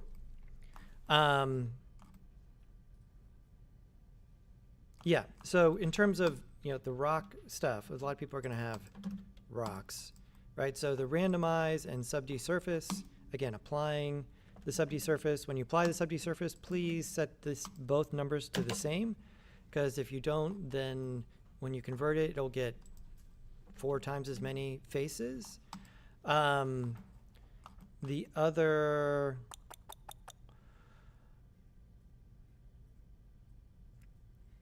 you could use the randomize plus, you know, going into sculpt mode here and using, you know, our, if I have something selected here, let's grab the object. There we go.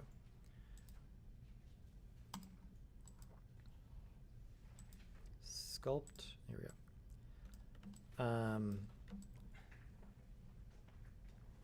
And so here I have just the blob brush, and I can pull parts out by clicking on it or control clicking and push some of them in, right? And so using that randomize as like a starting point and then being able to move this stuff around a little bit. Here it has the subdivision on it, so it's kind of like getting smoothed out. You know, that's what 2 looks like, but I mean here, I mean that's still not bad in terms of like where we're at. How do you UV unwrap it? The Automatically? Yeah, the automatic here, because you're going to project a rock noise in, you know, triplanar is your quickest route. But because you know, we didn't, we started with the icosphere, we didn't do anything strange to the settings and to the geometry. And so if we were to add our own seams here, so let me apply this one. Let's come back to object mode. There we go. Grab this one and convert to mesh. Then go into UV edit. There we go. And look at this. If you find one of the poles here and click, let's slash into this. So we just have this.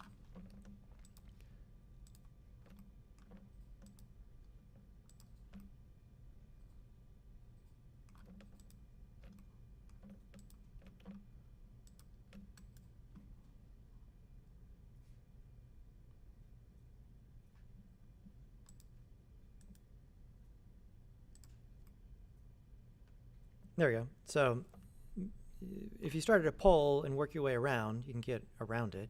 And so now we could unwrap this with not the automatic one, and it would give us two halves, like so. So this gives you, I mean, it's a spherical thing, so you have to get around it somehow. And so this gives you a more useful look at it. Here, the only issue here is making sure that depending on how much you distorted it, that you did not massively crunch parts of the geometry. And so turning on the UV stretch here shows us what's going on. And yeah, when it's like yellow and red, it's like really, really stretched here. I think if I were to grab parts of this and scale it down like so, right? And so now, but as long as you're, you know, shades of blue here, it'll be reasonable and there won't be parts that look really pixelated, even if you did the rock stuff here. I mean, let's export this one just to do a rock and paint a rock. You rock, rock. You make a lot of rocks. What's that? You make a lot of rocks. Would you suggest putting all of them on the same UV map? I mean, it just depends how big the rocks are going to be, right? So in your case, right, yeah, you got this desert landscape. And so you want the rocks. I'm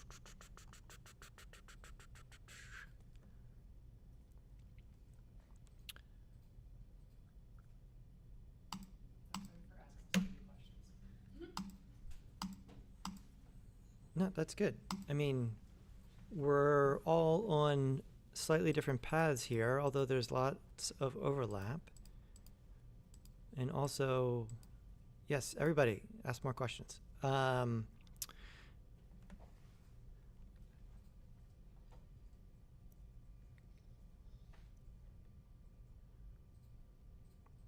The advantage here, if you put a bunch of them onto the same UV map, is that then you can texture them. I think the tiling in Substance Painter works in your favor in that the small rocks will be tiled in a way that looks scaled to the large rocks, right? And so here I've got this rock, and this is rock big. And now let's just get rid of this other junk for now. Let's tab out. Let's slash out. Get rid of this stuff. Delete it. Get this. And this rock is not have applied scale, so let's do that. Control A, scale. Now Shift D, and this will be tiny rock.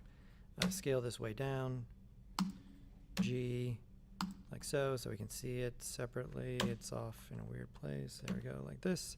Okay, so we got big rock and small rock. Small rock needs to also be applied scale, like so. And then if we look at both of them together, they are together, but now UV A, UV pack, we should see that the islands, or we need to say equalize average island size, and then pack islands. There we go. And so this does what we want in that it's small here and small there. So now if we were to export these,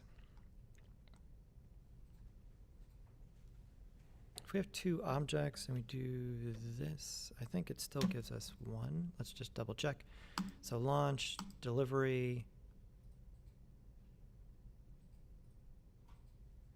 I'm going to say combined.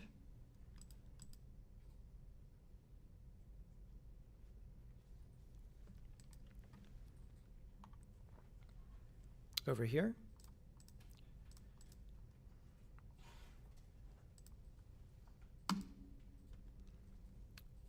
And then over here, file, new, select.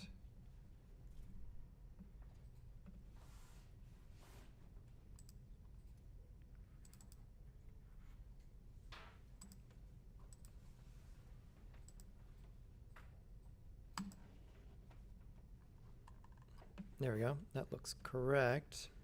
Let's just double check one thing. If I bring this into Unity here, under meshes here. So I use the delivery kit with this set to combined, and it does give it as two separate meshes there. And so this should be one, and this should be the other. Let's see. I'll bring this in here. No, they're just like underwater. Yeah. You can press F to focus. There we go. Thank you. And there.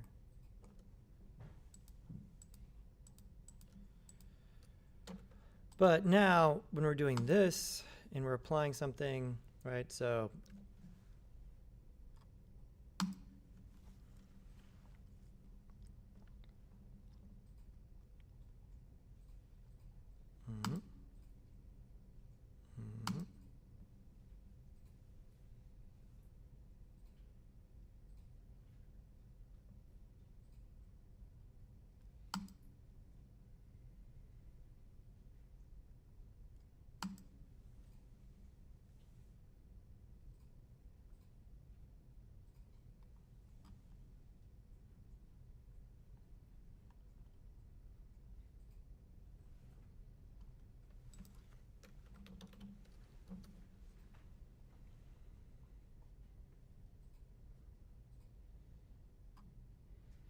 pick one.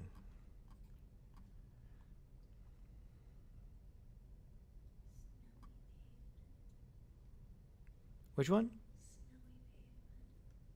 Over here?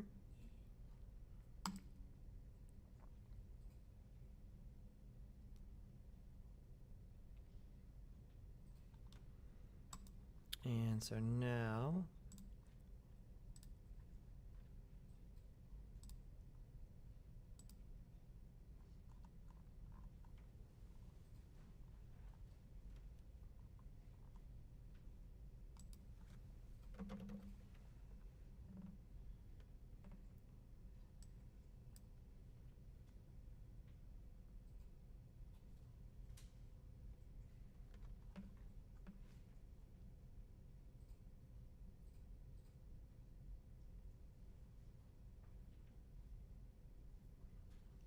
it went into, when you click that browser window, it goes into the audit, it goes into Edge because it's the automatic one. So it's over here. Here it is. Okay. So now here, and drag this in, and yeah, base material, import. There we go. Throw this over here, delete this, right? And so this is the really important thing in terms of, brick walls, anything that has some sort of innate pattern that communicates scale, is that you want the small thing to have the scale be the same on it there, right? And so this one, we switch it to triplanar. That's a big step in the right direction. And then we can tile this, and it's doing both things there.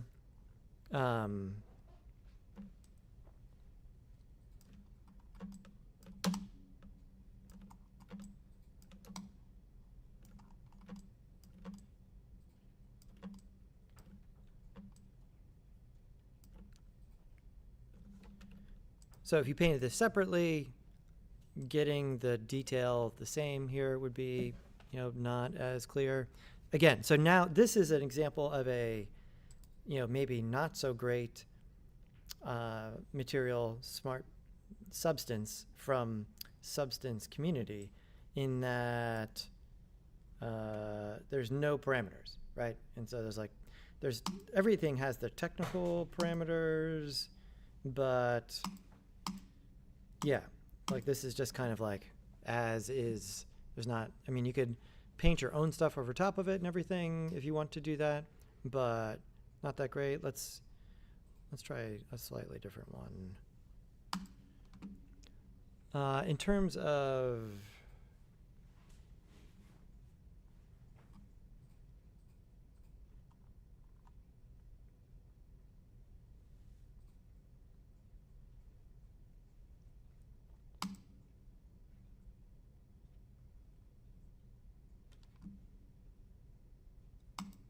let's try that.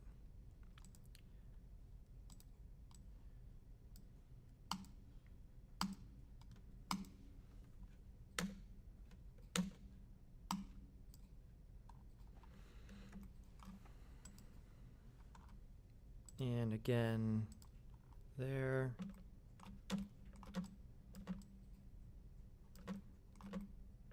And so the tiling, this will always work. Down here, depending on how it's set up, there may be like a scale parameter or something like that to also work with.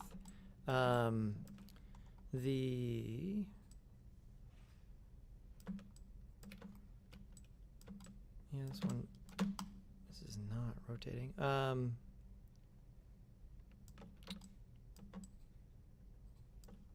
does it look like if we're in?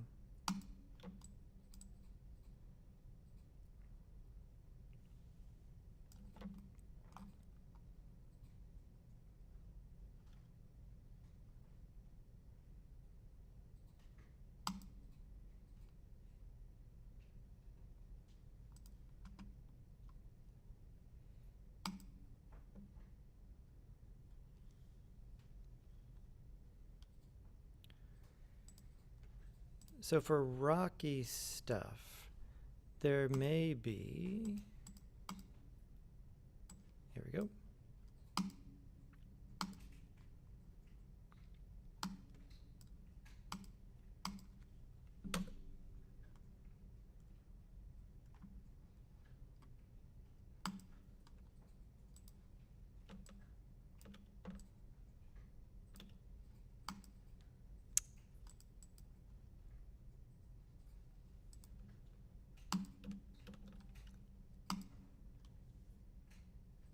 Everything is just suddenly super unresponsive.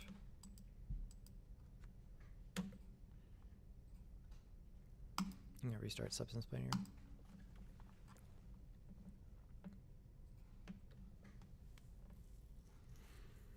So once this restarts here, or after I force quit it, so especially with rocks here, there is some up and down, and that may influence the pattern on the rock and maybe some of the shape of it. And this would be the case for exporting a mesh from Substance Painter that has some of the displacement information in it, so that the material would have you essentially remodel a little bit of the surface. So, but you want to make sure you don't make something that's super dense geometry, because the displacement in Substance Painter is done on the GPU, and so you can crank. It's just a slider that's very easy to over crank. So here.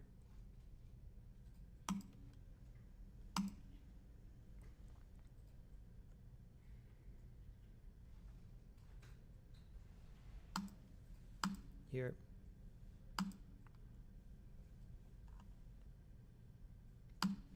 Here.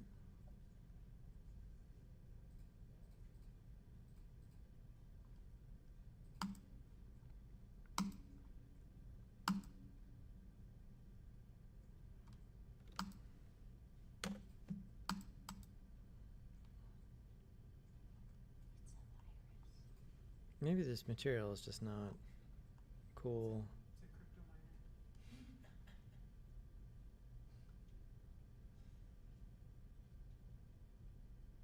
It's not even loading the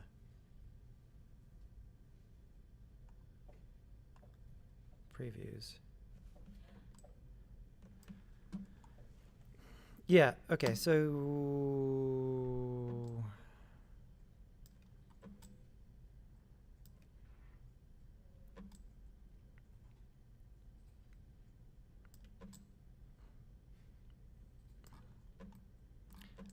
you saw it just click in there. I have a feeling, I mean, it should still be evaluating at this. I mean, maybe it just takes, there's not a lot of parameters here. There's none on this.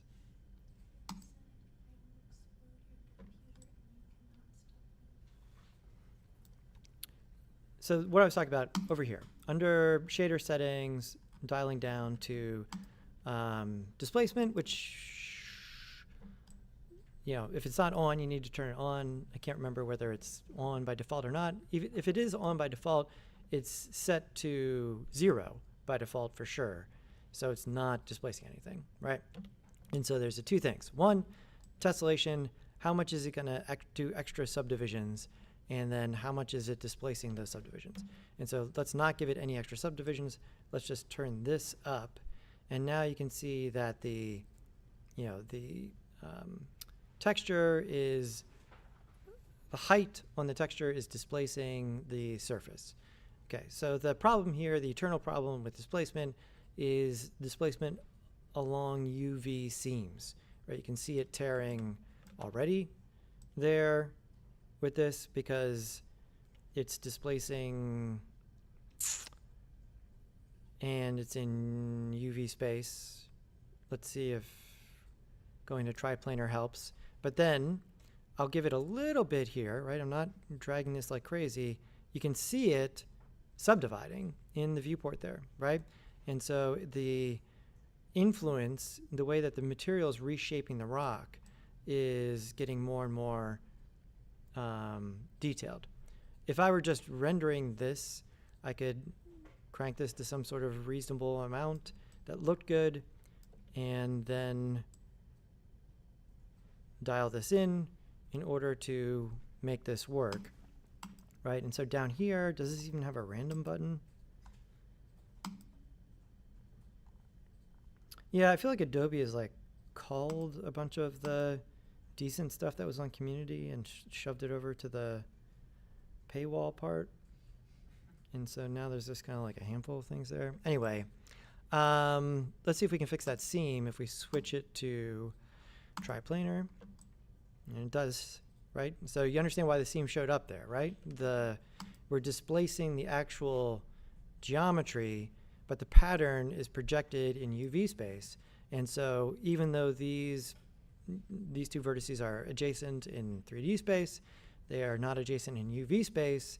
And it is the UV space that controls the displacement. And so that does work. And so now it might be a little bit clearer. But again, the displacement is always in the render environment. And so you can see you could use this with materials to sort of make your rock look more rocky, right? And then it also does the stuff where this is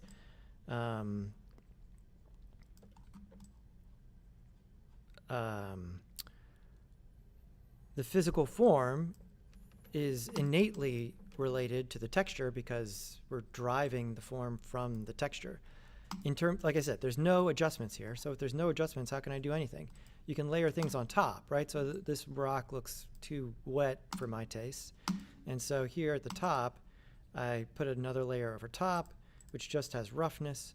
And then I can chill that out over top. I don't like your color, rock. And so over here, all right, and add a filter. And you guessed it, the gradient over here. And now I could recolor the rock according to my own rock preferences.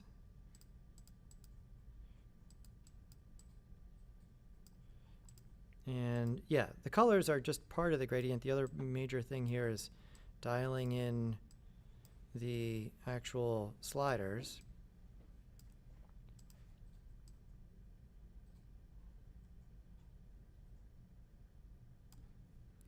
And you can have more gradients if you want.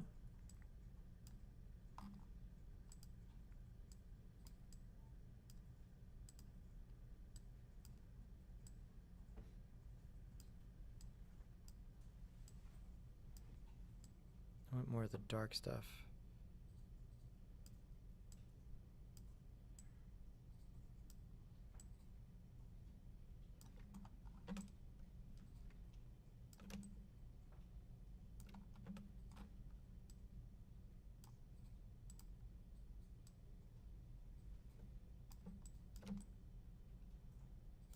All right, so I could recolor the rock however I want. I could paint on rock.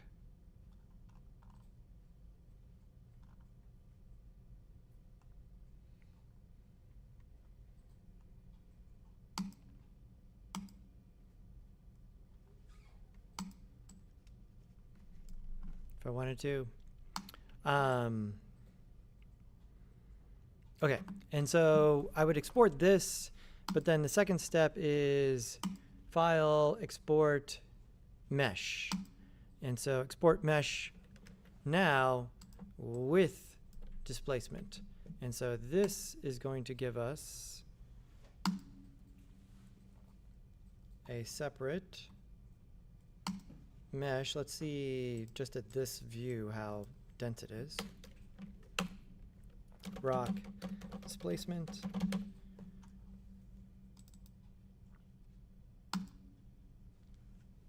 And then over here, over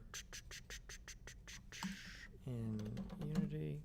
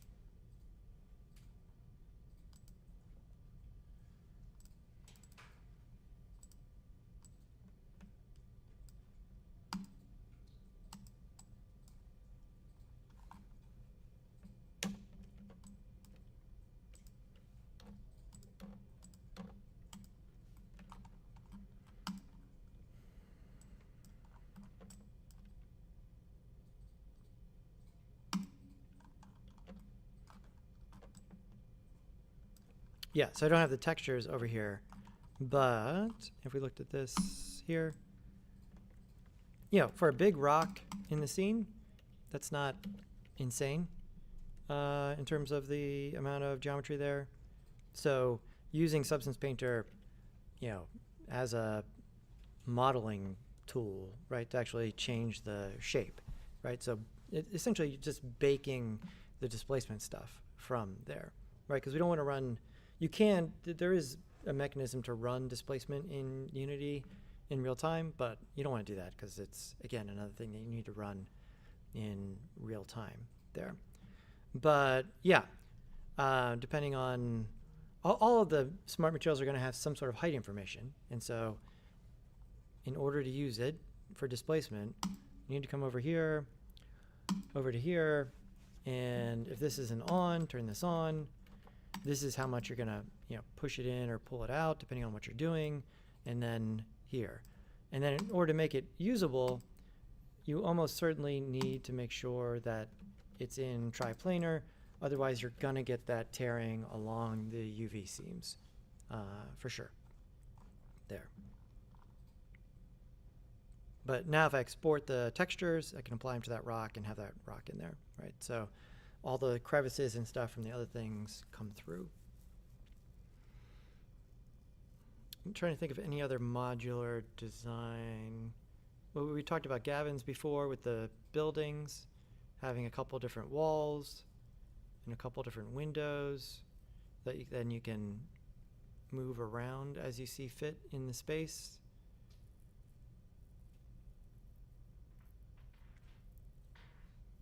Stuff that's on the street, right? The typical, I tend to think of it as stuff that the Ninja Turtles kick as they're walking down the street. So signs, trash cans, that kind of stuff.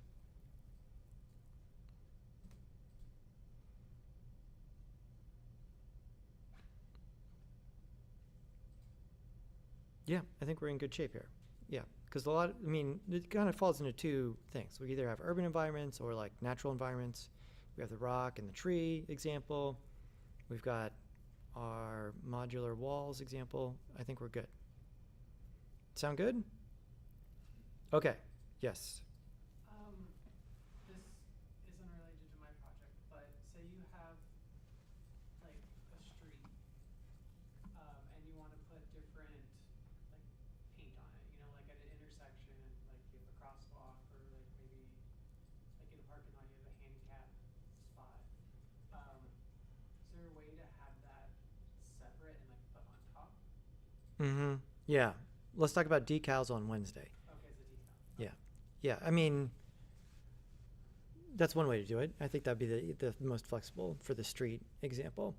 And so, yeah, we'll do decals on Wednesday. Okay. Which we can paint in Substance Painter and then export them as textures that then we can decal in Unity. Sound good? Okay. Good. Okay, things are coming along there. Yeah, and let me know how it goes with the extract and cart. You should be able to pull that out. I don't think there's a lot of weird stuff in there. We used to use that template a long time ago, but that should get you in the door.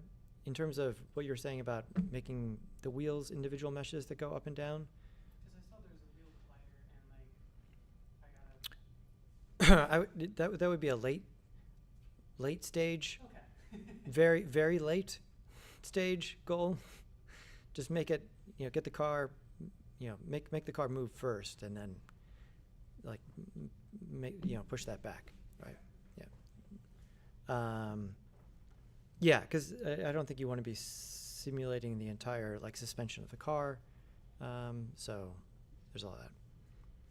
I mean, every once in a while I see other car rig things go through, but like starting with the Unity stuff that works in Unity 100% is probably a better starting point there. Cool. Okay, and then the other thing, so just to be clear, so Adrian, what did you say here at the end? Those were just JSON files, Uh-huh. and I don't know how to access the packages exactly. Through the package manager. So package manager is for all the packages. So if you see the event game toolkit here, remove it. Okay, so there's, Wait, the one that I imported or deleted? okay, there's two different ways to get things into the project. One is using the package manager, We are officially not going to do that for the event game toolkit for a variety of reasons I don't want to get into, okay? But this works for the stuff that we get from the asset store, for the other things, for the event game toolkit, because it's not on the asset store. Like, it requires this Git integration, which is just too much hassle for most instances, right? And so, you know, if you're still seeing it here, click on it and say remove, okay? And then your other error, which is important for everybody to understand, and this is a fundamental thing, can't have two versions of the same script in a Unity project. Okay, and so that's this is usually not a problem if it's in the same folder. Like Windows won't let you have two files name the same thing in the same folder, and so Windows sort of takes care of it before it gets to Unity. But the other one you posted over the weekend here, if we zoom in, that's what these errors are saying. Assembly with the name Event Game Toolkit already exists, right? And so if you look, yeah, I suppose the wording could be clearer, like maybe there's a duplicate in all capital letters or something like that. But it's saying that this and this are in this location and this location, okay? And so that's what this was telling you. If you go over to the packages and get rid of it, like I just said, it should take care of this one. Through the manager of Unity. Through the manager in Unity, I yes. was doing it outside of Unity. Yeah.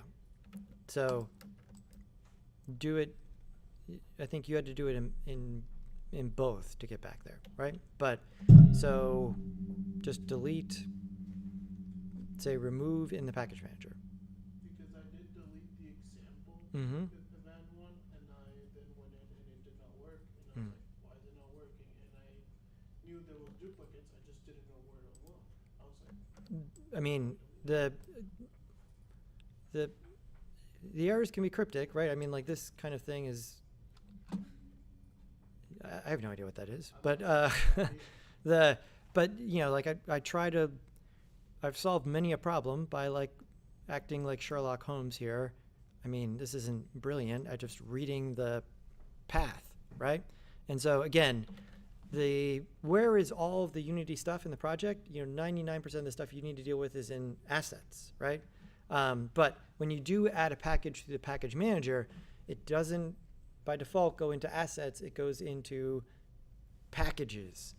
And so ideally, unless you have to do something specific, we don't access packages directly. You access it through the package manager. I mean, that's what they're trying to make our life simpler there with the manager. And they have for the most part. I was hoping we would be able to just run it through the package manager and everybody will hit the update button, but it worked for me like that because I'd forgot I'd already spent a whole bunch of time getting Git configured on my computer, and without that, then it doesn't work. And so it's too much configuring. I'd rather have everybody work on actually making the game. So so our update, you know, the way to update the event game toolkit is not the most elegant thing in that we delete the folder and then copy the new folder, but it's solid if we just stick to that workflow. But in your particular problem, just saying remove is gonna remove this extra thing that's a problem for you. But it's just in your case here with this particular error. Okay, go. All right, Wednesday decals, seeing how everything's coming together here. And then in terms of implementing some of the workflows that everybody planned out based on what I lectured with last week with all of the examples in the thing, have some questions ready. Is there other game logic stuff that's totally outside of what we seem to have set up at this point? I mean, I feel like we've covered 90% of most people's situations here, but let's think about anything beyond that. I think we have all the parts we need. What's that? Animating textures? Yeah, we're going to animate the decals. Okay. Yeah, and for the face or for the... For the face. maybe. Yeah, for the face is going to be decal, and then there's another option there for animated energy stuff. Cool. Is the lecture search tool supposed to only just be the last 2 lectures? No, I think I fried it this weekend. I got there was a hasty push on my part. I'll try to step it back at least later today so that the previous stuff works, and then figure out what I did. So it was solid, and then I just kept doing the same thing, but then something happened there. So yeah, I noticed that yesterday when I glanced at it. I'll see if I can restore that at least back to where it was. So yeah, I mean, that's really close to being totally automatic, which will be great. Sound good? Yes. What about animating for like cutscenes? Do we like do that in Blender or in Unity? It would be a combination. So we'll do a cutscene on Wednesday if we have time. If not, next week for sure. Okay, great. Sound good? Okay, great. Done. Bye. Bye.